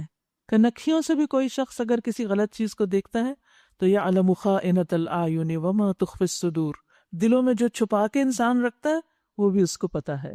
اور آنکھ کا بھی زنا ہوتا ہے جب وہ ایسی چیز پہ جو حرام ہے دیکھنی اس کو دیکھ کے اٹریکشن محسوس کرتا ہے اور بار بار دیکھتا رہتا ہے. نبی صلی اللہ علیہ وسلم نے حضرت علی کو منع کیا تھا کہ نظر کے پیچھے نظر نہ لگاؤ، یعنی ایک دفعہ دیکھا ہے اور پھر اس میں کچھ اٹریکشن محسوس ہوئی، دوبارہ مت دیکھو، اپنی نگاہ پھیر لو، یعنی اچانک اگر کہیں نظر پڑ بھی گئی تو پھر اس کی طرف مت دیکھو۔ اس کا یہ مطلب نہیں کہ کسی چیز کو دیکھ نہیں سکتے، لیکن ہر شخص کے اپنے اندر ایک معیار ہے کہ کس چیز کو دیکھ کر اس کے دل میں کوئی خرابی آ رہی ہے۔ یہ ہر شخص اپنا ذمہ دار خود ہے۔ جس چیز کو دیکھ کر انسان کے دل کے اندر کوئی خرابی آنے لگے، اس کے اندر ایسی کشش محسوس ہو کہ اپنے حلال میں کشش باقی نہ نظر آئے، تو انسان اپنی نگاہ بچا لے۔ نبی صلی اللہ علیہ وسلم نے فرمایا مجھے اپنی طرف سے 6 چیزوں کی ضمانت دو، میں تمہیں جنت کی ضمانت دیتا ہوں۔ بات کرو تو سچ بولو، وعدہ کرو تو پورا کرو، امانتی بنائے جاؤ تو امانت کا حق ادا کرو، اپنی شرمگاہوں کی حفاظت کرو، نظریں جھکا کے رکھو، اور اپنے ہاتھ روک لو، یعنی ہاتھوں سے بھی غلط کام نہ ہو۔ اور اے نبی مومن عورتوں سے کہہ دیجئے کہ اپنی نظریں بچا کر رکھیں اور اپنی شرمگاہوں کی حفاظت کریں، اور اپنا بناؤ سنگھار نہ دکھائیں، اپنی زینت نہ دکھائیں، اپنی خوبصورتی نہ دکھائیں سوائے اس کے جو خود ظاہر ہو جائے، اور اپنے سینوں پر اپنی اوڑھنیوں کے آنچل ڈالے رکھے، خصوصاً سینے کی حفاظت کا ذکر ہے۔ اور اپنا بناؤ سنگھار ظاہر نہ کریں، یعنی اپنی بیوٹی کو ظاہر نہ کریں مگر ان لوگوں کے سامنے، شوہر، باپ، شوہروں کے باپ، اپنے بیٹے، شوہروں کے بیٹے، بھائی، بھائیوں کے بیٹے، بہنوں کے بیٹے، اپنے میل جول کی عورتیں، یعنی سوشل سرکل جو عورتوں کا ہے، اپنے مملوک اور وہ زیر دست مرد جو کسی اور قسم کی غرض نہ رکھتے ہوں، وہ بچے جو عورتوں کی پوشیدہ باتوں سے ابھی واقف نہ ہوئے ہوں، وہ اپنے پاؤں زمین پر مارتی ہوئی نہ چلا کریں کہ اپنی جو زینت انہوں نے چھپا رکھی ہو اس کا علم لوگوں کو ہو جائے، یعنی ایسا کام نہ کریں کہ جس سے لوگ آپ کی طرف اٹریکٹ ہوں، ایسا لباس یا ایسے جوتے یا ایسی چال جس سے لوگ ایک عورت کو دیکھنے لگ جائیں، اس سے منع کیا گیا ہے۔ رسول اللہ صلی اللہ علیہ وسلم نے فرمایا تمہاری بدترین عورتیں وہ ہیں جو زینت کا اظہار کرتی ہیں اور تکبر سے چلتی ہیں، یعنی اپنے آپ کو بڑی چیز سمجھ، یہ جو پاؤں مار کے چلنا یہ تکبر کی علامت ہوتی۔ قرآن مجید میں دوسری جگہ بھی آتا ہے کہ تم پہاڑوں کی بلندی کو نہیں پہنچ سکتے۔ فرمایا ایسی عورتیں منافق ہیں، ان میں سے کوئی بھی جنت میں داخل نہ ہوگی مگر سرخ چونچ اور سرخ پیر والے کبے کی طرح، یعنی بہت کم۔ پھر اسی طرح ایک اور حدیث میں عورتوں کے مائل کرنے اور مائل ہونے سے بھی بچنے کو کہا گیا۔ پھیلنے والی خوشبو لگا کر باہر نکلنے سے بھی منع کیا گیا، کیونکہ اس سے بھی ایک اٹریکشن پیدا ہوتی ہے۔ رسول اللہ صلی اللہ علیہ وسلم نے فرمایا جہنمیوں کی 2 قسمیں ہیں جو میں نے ابھی نہیں دیکھی، ان میں ایک تو وہ لوگ ہیں جن کے پاس بیل کے دموں جیسے کوڑے ہوں گے جن سے وہ لوگوں کو ماریں گے، دوسری قسم ان عورتوں کی ہے جو کپڑے پہن کر بھی ننگی ہوں گی، مائل ہونے والی، دوسروں کو مائل کرنے والی، ان کے سر بختی اونٹ کے کوہان کی طرح ہیں، یعنی خاص طور پر ہیئر سٹائل ایسا کہ بہت نمایاں جو دوسروں کو اپنی طرف متوجہ کرے۔ ایسی عورتیں جنت میں داخل نہ ہوں گی، نہ جنت کی خوشبو پائیں گی، حالانکہ جنت کی خوشبو لمبے فاصلے سے آتی ہے۔ یہ حدیث بخاری اور مسلم دونوں میں آئی ہے۔ یہ باتیں میں نے اپنی طرف سے آپ کو نہیں بتائیں، ایک حق ہے جو پہنچانا مقصود ہے، باقی ہم میں سے ہر ایک کا ذمہ اپنا ہے کہ ہم اللہ کے حکم کو کس طرح مانتے ہیں۔ وَتُوبُوا إِلَى اللَّهِ جَمِيعًا أَيُّهَا الْمُؤْمِنُونَ لَعَلَّكُمْ تُفْلِحُونَ، اے مومنو تم سب مل کر اللہ سے توبہ کرو، توقع ہے کہ فلاح پاؤ گے۔ یعنی انسان سارے اہتمام کرنے کے باوجود بھی اللہ سے توبہ کرتا رہے، دل ڈرتا رہے۔ تم میں سے جو لوگ اکیلے ہوں، تنہا ہوں، اور تمہارے لونڈی غلاموں میں سے جو نیک ہوں ان کے نکاح کر دو، یعنی بچوں کی شادی کی فکر کرو تاکہ وہ خرابیوں کی طرف نہ جائیں۔ اگر وہ غریب ہوں تو اللہ اپنے فضل سے ان کو غنی کر دے گا۔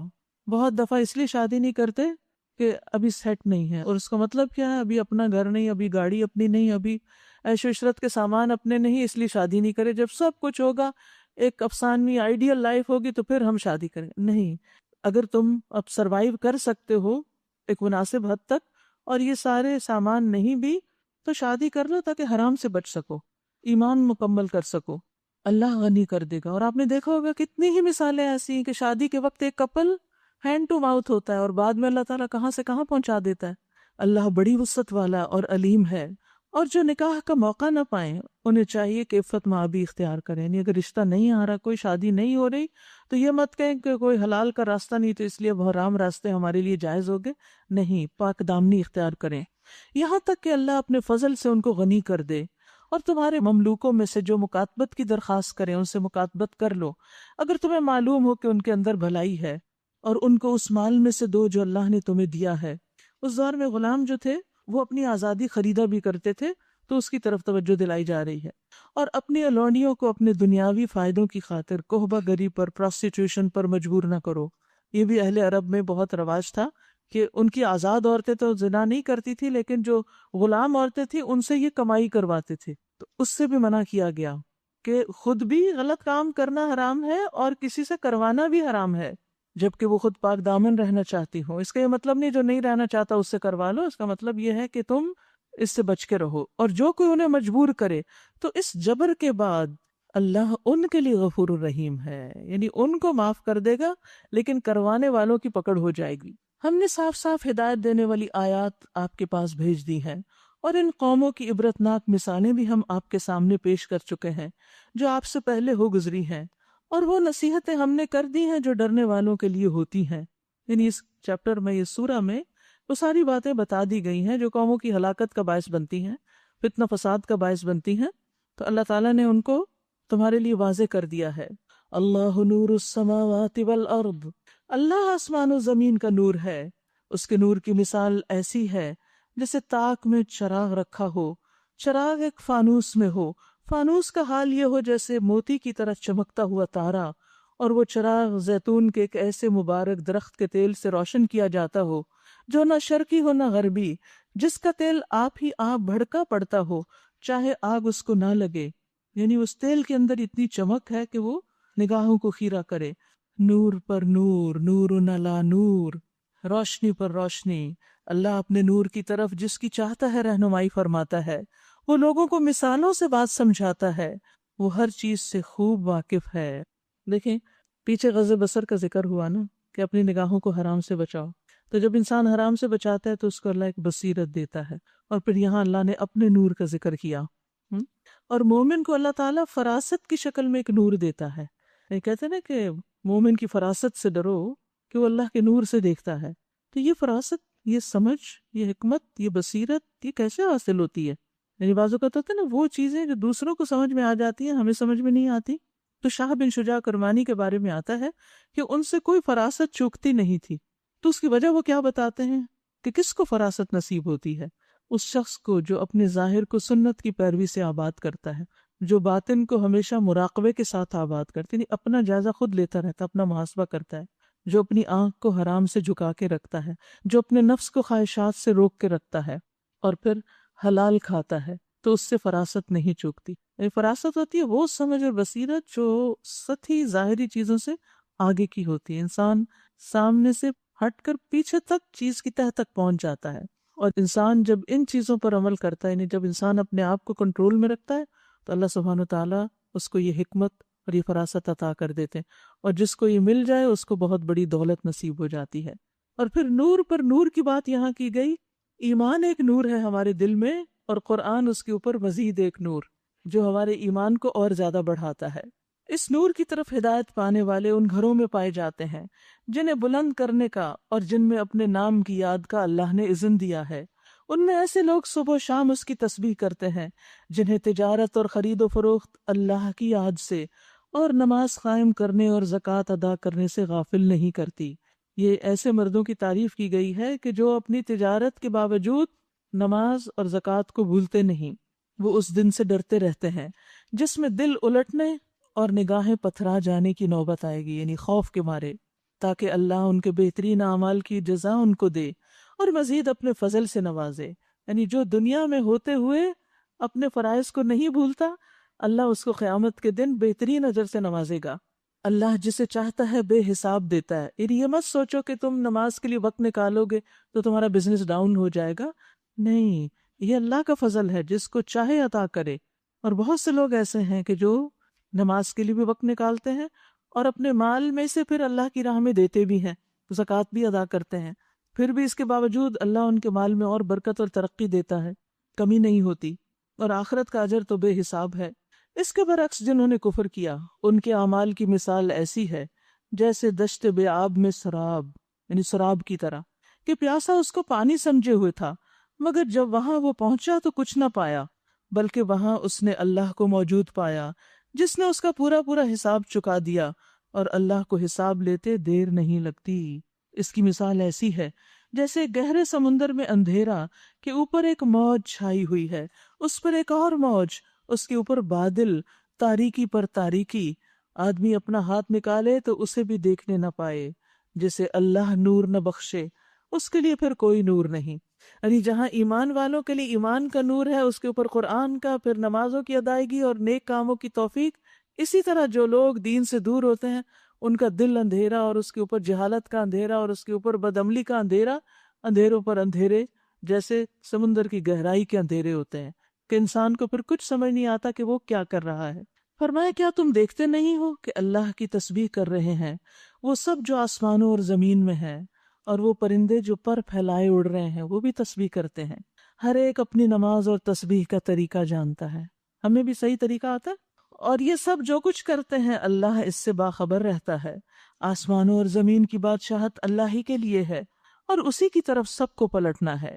کیا تم دیکھتے نہیں ہو کہ اللہ بادل کو آہستہ آہستہ چلاتا ہے، کتنے سکون سے سفر کر رہے ہوتے ہیں، پھر اس کے ٹکڑوں کو باہم جوڑتا ہے، پھر اسے سمیٹ کر ایک کثیف ابر بنا دیتا ہے، پھر تم دیکھتے ہو کہ اس کے خول میں سے بارش کے قطرے ٹپکتے چلے آتے ہیں۔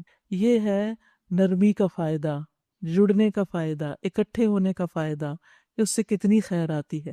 جیسے بادل نرم ہوتے ہیں تو جڑتے ہیں، اور جب جڑتے ہیں تو بارش برستی ہے، اور پھر اس سے انسان، حیوان، نباتات ہر ایک فیضیاب ہوتا ہے۔ ایسے ہی وہ لوگ جو نرم مزاج ہوتے ہیں، آپس میں محبت کرتے ہیں، خواہ ایک گھر میں رہتے ہوں چاہے کسی ادارے میں ہوں، وہ ایک دوسرے کے ساتھ مل کے کام کرتے ہیں، ٹیم ورک جانتے ہیں، اور پھر چھوٹی موٹی باتوں کو درگزر کرتے ہیں، محبتوں کے ساتھ رہتے ہیں، ان سے جو خیر پھوٹتی ہے پھر اس کی تو مثال ہی نہیں۔ یہ کہ جو لوگ سخت دل ہوں اور ایک دوسرے سے ٹکرائے ہی رہیں، وہاں بے برکتی ہی بے برکتی ہے۔ اور وہ آسمان سے ان پہاڑوں کی بدولت جو اس میں بلند ہیں اولے برساتا ہے، پھر جسے چاہتا ہے ان کا نقصان پہنچاتا ہے۔ بلند پہاڑ، تکبر، اوپر، تو جو لوگ آپس میں نہیں جڑتے، اپنے آپ کو نمایاں اور اوپر کرنا چاہتے ہیں، پھر ان سے فیض کی بجائے کیا ہوتا ہے؟ پھر اولے ہی برستے ہیں، اور جسے اللہ چاہتا ہے ان سے بچا لیتا ہے۔ اس کی بجلی کی چمک نگاہوں کو خیرہ کیے دیتی ہے، رات اور دن کا الٹ پھیر وہی کر رہا ہے۔ اس میں ایک سبق ہے آنکھوں والوں کے لیے، جو دیکھیں وہ سبق اور عبرت پکڑیں۔ یعنی یہ ایسے ہی نہیں بارشیں برستی، یہ جب اولے برستے ہیں اس میں بھی ایک سبق ہوتا ہے۔ انسان غور کرتا ہے کہ انہی بادلوں سے بارش برس رہی تھی، اور یہ برف کہاں سے برس پڑی؟ برف تو نرمی سے برستی ہے، یہ جو اولے ہیں شیشے توڑ دیتے ہیں، سروں پہ لگیں تو سر پھوڑ دیں، کھیتوں پہ پڑیں تو اس کو تباہ کر دیں۔ یہ آفت کہاں سے آئی؟ یہ وہ جو آسمانوں پہ بڑے بڑے بادل اوپر اوپر جا رہے ہوتے ہیں، یہ وہاں سے برستے ہیں۔ اور اللہ نے ہر جاندار ایک طرح کے پانی سے پیدا کیا، کوئی پیٹ کے بل چل رہا ہے تو کوئی 2 ٹانگوں پر اور کوئی 4 ٹانگوں پر۔ جو کچھ وہ چاہتا ہے پیدا کرتا ہے، وہ ہر چیز پہ قادر ہے۔ اللہ نے سب کو ایک جیسا کیوں نہیں بنایا؟ جس طرح جانوروں میں سے کوئی زمین پہ رینگ رہا ہے، کوئی زیادہ ٹانگوں سے چلتی ہے، 2 سے چل رہا ہے، کوئی بڑے بڑے ہیوج جانور ہے، کوئی ہاتھی ہے، کوئی شیر ہے، کوئی چیتا ہے، کوئی ہرن ہے۔ انسانوں میں بھی اسی طرح کچھ رینگنے والے ہوتے ہیں، آہستہ چلتے ہیں، وہ بھاگ نہیں سکتے، ان کی صلاحیت نہیں ہے بھاگنے کی، اور کچھ بہت فاسٹ ہوتے ہیں، کچھ بیٹھے بیٹھے منٹل میتھ کر لیتے ہیں، ہر چیز کی کیلکولیشن کر لیتے ہیں، اور کچھ بیٹھ کے کاپی پین لے کے بھی اسٹرگل کرتے رہے تو غلط ہی جواب نکلتا ہے، ان کا، ان سے نہیں ہوتا۔ تو ہر ایک کی مینٹل کیپیسٹی، فزیکل کیپیسٹی ہر طرح سے مختلف ہوتی ہے۔ تو ٹیم ورک جو ہوتا ہے اس میں اس کی رعایت کرنا بہت ضروری ہے۔ اگر ہم اپنی ٹیم کے ان لوگوں سے جو ذرا سلو چلنے والے ہیں، جو ذرا پیچھے رہنے والے ہیں، ان کے ساتھ ناراض ہی ہوتے رہیں گے تو پھر وہ ہمیں چھوڑ دیں گے، وہ پیچھے ہی رہ جائیں گے۔ تو یہ تو کوئی خوبی کی بات نہیں کہ آپ اکیلے ہی آگے بھاگتے چلے جائیں اور سب کو پیچھے چھوڑ دیں۔ بچوں میں بھی آپ دیکھیں، گھر میں کوئی بچہ سلو ہوتا ہے، کوئی فاسٹ ہوتا ہے، کوئی زیادہ اچھا ہوتا ہے، کوئی تھوڑا تنگ کرتا ہے، تو یہ سب چیزیں انسان کا امتحان ہوتی ہیں، لوگوں کو سمجھنا چاہیے۔ سبق اس میں یہ ہے کہ ہر ایک کو سمجھنے کی کوشش کریں اور سمجھ کر اس سے معاملہ کریں۔ جب سمجھ جائیں گے نا کہ یہ شخص ایسا ہی ہے، اس کے ساتھ اسی طرح نبھانا پڑے گا، تو اس کے بعد پھر بہت زیادہ بودر نہ کریں اپنے آپ کو، بار بار کڑ کڑ کے یہ کیوں نہیں کرتا، یہ سست ہے، یہ بڑی نکمی ہے، یہ ایسی ہے، یہ ویسی ہے۔ اس طرح کے ہر وقت ہم اپنے آپ کو بھی جلاتے رہتے ہیں، دوسروں کو بھی کان بھرتے رہتے ہیں، اور دوسروں کو بھی ستاتے رہتے ہیں، حاصل کچھ نہیں ہوتا، کچھ حاصل نہیں ہوتا۔ سمجھنے کی کوشش کریں، یہ اللہ کی تقسیم ہے۔ کوئی مزاج کا تیز ہے، کوئی جسمانی طور پہ تیز ہے، لوگوں کو جیسے وہ ہیں نا ایز از لیں، ہم نے صاف صاف حقیقت بتانے والی آیات نازل کر دی ہیں آگے صراط مستقیم کی طرف، تو اللہ ہی جسے چاہتا ہے ہدایت دیتا ہے۔ یہ لوگ کہتے ہیں ہم ایمان لائے اللہ اور رسول پر اور ہم نے اطاعت قبول کی، مگر اس کے بعد ان میں سے ایک گروہ اطاعت سے منہ موڑ جاتا ہے۔ ایسے لوگ ہرگز مومن نہیں ہیں، مومن نہیں۔ جی ہاں، جو اطاعت سے منہ موڑ جاتا ہے اس کا ایمان مشکوک ہو جاتا ہے پھر، کیونکہ شروع میں ہم نے پڑھا تھا نا، ایمان کیا ہے؟ ایمان قول میں بھی ہے، فعل میں بھی، دل میں اس کا قرار پکڑنا بھی۔ جب ان کو بلایا جاتا ہے اللہ اور رسول کی طرف تاکہ رسول ان کے آپس کے مقدمے کا فیصلہ کرے، تو ان میں سے ایک فریق کترا جاتا ہے، وہ آپ کے پاس ہی نہیں آتا۔ البتہ اگر حق ان کی موافقت میں ہو تو رسول کے پاس بڑے اطاعت گزار مطیع ہو کر آ جاتے ہیں۔ کیا ان کے دلوں کو منافقت کا روگ لگا ہوا ہے، یا یہ شک میں پڑے ہوئے ہیں، یا ان کو یہ خوف ہے کہ اللہ اور اس کا رسول ان پہ ظلم کرے گا؟ اصل بات یہ ہے کہ ظالم تو یہ لوگ خود ہیں۔ ایمان لانے والوں کا کام تو یہ ہے۔ مومن کون ہوتے ہیں؟ کہ جب اللہ اور رسول کی طرف بلائے جائیں تاکہ رسول ان کے مقدمات کا فیصلہ کریں تو وہ کہیں کہ ہم نے سنا اور اطاعت کی۔ یعنی مومن کون ہوتے ہیں؟ اللہ اور اس کے رسول کی بات ماننے والے۔ ایسے ہی لوگ کامیاب ہونے والے ہیں، اور کامیاب وہی ہیں جو اللہ اور رسول کی فرما برداری کریں اور اللہ سے ڈریں اور اس کی نافرمانی سے بچیں۔ یہ منافق اللہ کے نام کی پکی قسمیں کھا کے کہتے ہیں آپ حکم دیں تو ہم گھروں سے نکل کھڑے ہوں۔ باتیں بہت کرتے ہیں، ان سے کہو قسمیں نہ کھاؤ، قسمیں کھا کے راضی کرنے کی کوشش نہ کرو۔ تمہاری اطاعت کا حال معلوم ہے، تمہارے کرتوتوں سے اللہ بے خبر نہیں۔ کہو اللہ کے مطیع بنو اور رسول کے فرما بردار بن کر رہو۔ قل اطیعوا اللہ و اطیعوا الرسول۔ لیکن اگر تم منہ پھیرتے ہو تو خوب سمجھ لو کہ رسول پر جس فرض کا بار رکھا گیا اس کا ذمہ دار وہ ہے، اور تم پر جو فرض ڈالا گیا اس کے ذمہ دار تم ہو۔ اس کی اطاعت کرو گے تو ہدایت پاؤ گے۔ وَإِن تُطِيعُوهُ تَهْتَدُوا۔ ہدایت کا معیار کیا ہے؟ رسول اللہ کی بات ماننا صلی اللہ علیہ وسلم۔ کیونکہ بہت سے لوگ کیا کہتے ہیں یہ قرآن میں لکھا ہے۔ بھی قرآن کہاں سے آیا تھا؟ اللہ کی طرف سے کس پہ آیا تھا؟ رسول پر آیا تھا۔ رسول سے کس کے پاس گیا؟ صحابہ کے پاس اور کتابین۔ اسی ذریعے سے قرآن آیا، اور جنہوں نے قرآن ہم تک پہنچایا نا، انہوں نے ہی رسول صلی اللہ علیہ وسلم کی باتیں ہم تک پہنچائی ہیں۔ اس لیے کہنا کہ صرف قرآن کو مانتے اور حدیث کو نہیں، تو یہ تو پھر آپ کی اطاعت نہ ہوئی۔ ورنہ رسول کی ذمہ داری اس سے زیادہ کچھ نہیں کہ صاف صاف حکم پہنچا دے۔ اللہ نے وعدہ فرمایا تم میں سے ان لوگوں کے ساتھ جو ایمان لائیں اور نیک عمل کریں کہ وہ ان کو اسی طرح زمین میں خلیفہ بنائے گا جس طرح ان سے پہلے گزرے ہوئے لوگوں کو بنا چکا ہے۔ ان کے لیے ان کے اس دین کو مضبوط بنیادوں پر قائم کر دے گا جس سے اللہ تعالیٰ نے ان کے حق میں پسند کیا ہے، اور ان کی موجودہ حالت خوف کو امن سے بدل دے گا۔ بس وہ میری بندگی کریں اور میرے ساتھ کسی کو شریک نہ کریں، اور جو اس کے بعد کفر کرے تو ایسے ہی لوگ فاسق ہیں۔ نماز قائم کرو، زکوٰۃ دو اور رسول کی اطاعت کرو۔ امید ہے کہ تم پر رحم کیا جائے گا۔ جو لوگ کفر کر رہے ہیں ان کے متعلق اس غلط فہمی میں نہ رہو کہ وہ زمین میں اللہ کو عاجز کر دیں گے، یعنی اللہ کے نافرمان اللہ کو نہیں ہرا سکتے۔ ان کا ٹھکانہ دوزخ ہے اور وہ بڑا ہی برا ٹھکانہ ہے۔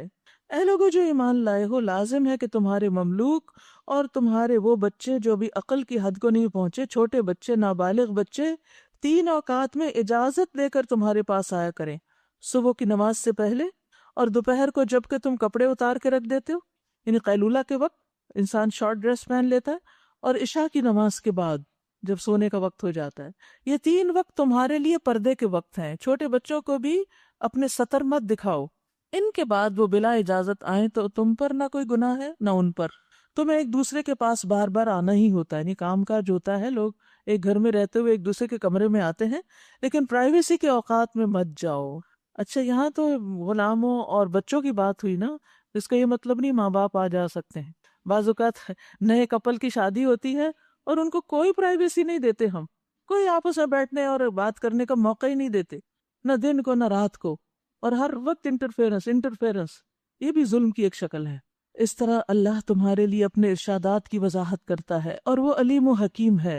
اور جب تمہارے بچے عقل کی حد کو پہنچ جائیں تو چاہیے کہ اسی طرح اجازت لے کر آیا کریں جس طرح ان کے بڑے اجازت لیتے رہے۔ اس طرح اللہ اپنی آیات تمہارے سامنے کھولتا ہے اور وہ علیم و حکیم ہے۔ اور جو عورتیں جوانی سے گزری بیٹھی ہوں، نکاح کی امیدوار نہ ہوں، وہ اگر اپنی چادریں اتار کر رکھ دیں تو ان پر کوئی حرج نہیں، بشرطے کہ زینت کی نمائش کرنے والی نہ ہوں، تاہم وہ بھی حیاداری ہی برتیں تو ان کے حق میں اچھا ہے، اور اللہ سب کچھ سنتا اور جانتا ہے۔ یہاں پر آپ دیکھیے یدانا ثیابہن ہے، یعنی یہاں ثوب کا لفظ ہے جو اوپر والا لباس ہے، یہ نہیں کہ کپڑے اتار کے رکھ دیں، اس کا مطلب یہ ہے کہ وہ جو بھاری لباس اوپر سے پہن کے وہ اپنے حیا کے تقاضوں کو پورا کرتی تھی، اب ظاہر ہے کہ وہ اتنی بوڑھی ہو چکی ہے، ان کے اندر کوئی اٹریکشن ہی نہیں رہی، تو اس لیے ان پر سے پردے کے احکامات میں نرمی کر دی گئی۔ کوئی حرج نہیں اگر کوئی اندھا یا لنگڑا یا مریض کسی کے گھر سے کھا لے، اور نہ تمہارے اوپر اس میں کوئی مذائقہ ہے کہ اپنے گھروں سے کھاؤ یا اپنے باپ دادا کے گھروں سے یا اپنی ماں نانی کے گھروں سے یا اپنے بھائیوں کے گھروں سے یا اپنی بہنوں کے گھروں سے۔ یا آپ دیکھیے ہمارے کلچر میں کس گھر سے کھانا پسندیدہ اور کس سے نہیں، یہاں بتایا گیا کہ کوئی حرج نہیں کہ اپنے بہنوں کے گھر سے بھی کھا لو، یا اپنے چچاؤں کے گھر سے یا اپنی پھپھیوں کے گھر سے یا اپنے ماموں کے گھر سے یا اپنی خالاؤں کے گھر سے، سب کو الگ الگ ذکر کیا گیا۔ یا ان گھروں سے جن کی کنجیاں تمہاری سپردگی میں ہو، جو اپنی چابیاں تمہیں دے کر جائیں، یا اپنے دوستوں کے گھروں سے، سارے رشتہ داروں کا ذکر کر کے دوستوں کو بھی ساتھ ملا لیا۔ اس میں کوئی حرج نہیں کہ تم لوگ مل کے کھاؤ یا الگ الگ، البتہ جب گھروں میں داخل ہوا کرو تو اپنے لوگوں کو سلام کیا کرو۔ دعائے خیر اللہ کی طرف سے مقرر فرمائی ہوئی، تحیۃ من عند اللہ، یہ سلام کا حکم کہاں سے ہے؟ اللہ کی طرف سے، مبارکتاً برکت والا ہے، خوب خوب سلام کیا کرو، گھر والے بھی ایک دوسرے کو سلام کیا کریں، بڑی بابرکت اور پاکیزہ چیز۔ اس طرح اللہ تمہارے سامنے آیات بیان کرتا ہے، توقع ہے کہ تم سمجھ بوجھ سے کام لوگے، یعنی ان احکامات کو مانو گے۔ تو یاد رکھیے کہ اپنے رشتہ داروں کے گھر سے کھانا، دوستوں کے گھر سے کھانا، اس میں کوئی حرج نہیں، لیکن اگر آپ کو یہ پتا ہو کہ وہ بخل کر رہے ہیں، ان کو پسند نہیں کہ آپ کھائیں، تو پھر آپ احتیاط برتیں، ٹھیک ہے؟ یعنی ویسے اجازت ہے، لیکن جہاں کوئی شخص کھلا کے خوش نہ ہو وہاں انسان زبردستی نہ کرے۔ فراخ دلی کا مظاہرہ صحابہ کے اندر کیسا تھا؟ محمد بن زیاد کہتے ہیں کہ میں نے صحابہ کا زمانہ پایا، لوگ ایک ہی جگہ پر اپنے اہل و عیال کے ساتھ زندگی بسر کرتے تھے، اکٹھے رہتے تھے، کبھی کبھی کسی کے پاس مہمان آ جاتے اور ان میں سے کسی ایک کی ہنڈیاں چولہے پہ ہوتی، مہمان والا اس کو اپنے مہمان کے لیے لے جاتا اٹھا کے، کہ میرے گھر مہمان آ گیا، اٹھا کے لے آتے۔ مالک اپنی ہنڈیا گم پاتا کہ بھی کھانا رکھا تو وہ کہاں گیا، میری ہنڈیا کون لے گیا؟ مہمان والا کہتا ہم اپنے مہمان کے لیے لے گئے، تو ہنڈیا والا کہتا بارک اللہ لکم فیہا، اللہ تمہارے لیے اس میں برکت دے، یہ اسی طرح کی کوئی اور دعا دیتا۔ بقیہ کہتے ہیں کہ محمد نے کہا جب روٹیاں پکاتے تو ان کی بھی یہی صورتحال ہوتی، ان کے درمیان صرف کانے کی دیواریں ہوتی تھی، یعنی گھروں کے بیچ میں جو پارٹیشنز ہوتی تھی بہت پکی پکی ہیوج والز نہیں ہوتی تھی۔ تو وہ کہتے ہیں کہ ہم نے یہ زمانہ دیکھا ہے کہ جب لوگ اس طرح رہتے تھے، اور آپ دیکھیں کہ ہمارے یہاں اب بھی بہت سی جگہوں پر جب محلے داری تھی قریب قریب کے گھروں میں، اور کوئی دروازے دن میں بند نہیں ہوتے، اس ہلکے پھلکے پردے لٹکے ہوتے ہیں، لوگ آتے ہیں جاتے ہیں، سلام کرتے ہیں، اندر چلے جاتے ہیں، تھوڑا اجازت لیتے ہیں، اور پھر اگر گھر والا نہیں ہے اور اجازت ہے تو کوئی ضرورت کی چیز لے آتے ہیں اور پھر بتا بھی دیتے ہیں، اور اس کو چوری تصور نہیں کیا جاتا۔ یہاں آپ نے غور کیا سارے رشتوں کا ذکر ہے، بیٹوں کا ذکر کوئی نہیں۔ وہ کیوں؟ اس لیے کہ بیٹوں کے گھر آپ کے اپنے گھر ہیں، ٹھیک ہے، کیونکہ اولاد کا مال والدین کا مال ہوتا ہے۔ ابن عمر کہتے ہیں کہ ایک آدمی نے اپنے باپ کے خلاف نبی صلی اللہ علیہ وسلم کو شکایت کی اور کہا اس نے میرا مال لے لیا، یعنی باپ نے میرا مال لے لیا۔ تو آپ نے فرمایا تمہیں نہیں پتا کہ تو اور تیرا مال دونوں ہی تیرے باپ کی کمائی ہے؟ تو اولاد کی کمائی میں ماں باپ کا حق ہوتا ہے۔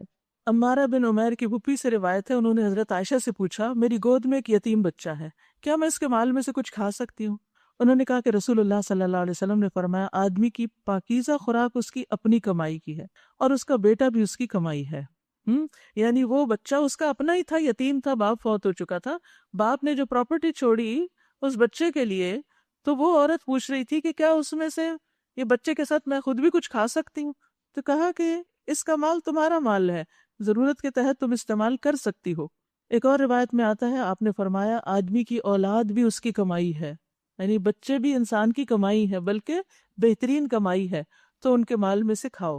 اسی طرح یہاں دوستوں کا ذکر کیا گیا، تو دوستی جو ہے بعض اوقات رشتہ داری سے بھی اہم ہو جاتی ہے، یعنی دوست کو رشتہ داروں کی کیٹیگری میں یہاں رکھا گیا ایک طرح سے، کیونکہ محبت اور دوستی جو ہے یہ بھی انسان کی ایک ضرورت ہوتی ہے، یعنی سب کچھ انسان صرف رشتہ داروں سے ہی نہیں حاصل کرتا، یا انس، محبت، سکون ضروریات کا پورا کرنا یا جو ایک دوسرے کے ساتھ تعلقات میں ہوتا ہے، بلکہ دوستوں کے ساتھ بھی انسان کے ایسے ہی جذبات ہوتے ہیں جیسے اپنے کسی بہن بھائی کے لیے ہوتے ہیں۔ ابن عباس کہتے ہیں کہ دوست رشتہ داروں سے زیادہ تاکید والا ہے یہاں۔ کیا تم نہیں دیکھتے کہ قرآن میں آتا ہے کہ جہنمی لوگ فریاد کرتے ہوئے کہیں گے فما لنا من شافعین ولا صدیق حمیم، ہمارے لیے آج کوئی سفارشی نہیں اور نہ ہمارے لیے کوئی سفارش کرنے والے دلی دوست ہیں، ہمارے دوست بھی چلے گئے۔ تو بعض اوقات دوستوں سے انسان کو وہ خیر حاصل ہوتی ہے جو کبھی اپنے بھی اس طرح کام نہیں آتے۔ تو انسان کو سارے رشتوں کی قدر کرنی چاہیے اور ہر وقت ایک کو دوسرے کے ساتھ کمپیئر نہیں کرنا چاہیے، اور یہ نہیں کہنا چاہیے اپنے تو اپنے ہی ہوتے ہیں اور دوسروں کو سناتا رہے انسان، اور وہ جو بیچارہ ہر وقت آپ کی خدمت میں حاضر ہے اس کی آپ کسی احسان کو ہی نہ مانیں اور وہاں آپ اپنوں کی باتیں کرتے رہیں۔ تو اپنا وہی ہے جو آپ کی کیئر کرتا ہے، آپ کا خیال رکھتا ہے، اور رشتہ داریوں کا حق اللہ نے رکھا ہے، وہ نہ بھی کیئر کرے تو ان کے ساتھ کرتے رہیں۔ پھر فرمایا انما المؤمنون الذین آمنوا باللہ ورسولہ، مومن تو اصل میں وہی ہیں جو اللہ اور اس کے رسول کو دل سے مانے، اور جب کسی اجتماعی کام کے موقع پر رسول کے ساتھ ہوں تو اس سے اجازت لیے بغیر نہ جائیں۔ جو لوگ تم سے اجازت مانگتے ہیں وہی اللہ اور رسول کے ماننے والے ہیں، بس جب وہ اپنے کسی کام سے اجازت مانگیں تو جسے تم چاہو اجازت دے دو، یعنی جسے چاہو اجازت دو اور جسے نہ چاہو نہ دو۔ ایسے لوگوں کے حق میں اللہ سے دعائیں مغفرت کیا کرو، اللہ یقیناً غفور الرحیم ہے، کیونکہ وہ ایک اہم کام چھوڑ کے جا رہے ہیں، کوتاہی ہے، اگرچہ ان کی کوئی اور ضرورت پیش آ گئی ہے تو ان کے لیے بخشش کی دعا کرو، ان کے خلاف باتیں نہیں کرنی۔ پھر بھی مسلمانوں، اپنے درمیان رسول کے بلانے کو آپس میں ایک دوسرے کا سا بلانا مت سمجھ بیٹھو، رسول کا اپنا ایک ادب ہے۔ اللہ ان لوگوں کو خوب جانتا ہے جو تم میں سے ایسے ہیں کہ ایک دوسرے کی آڑ لیتے ہوئے چپکے سے نکل جاتے ہیں۔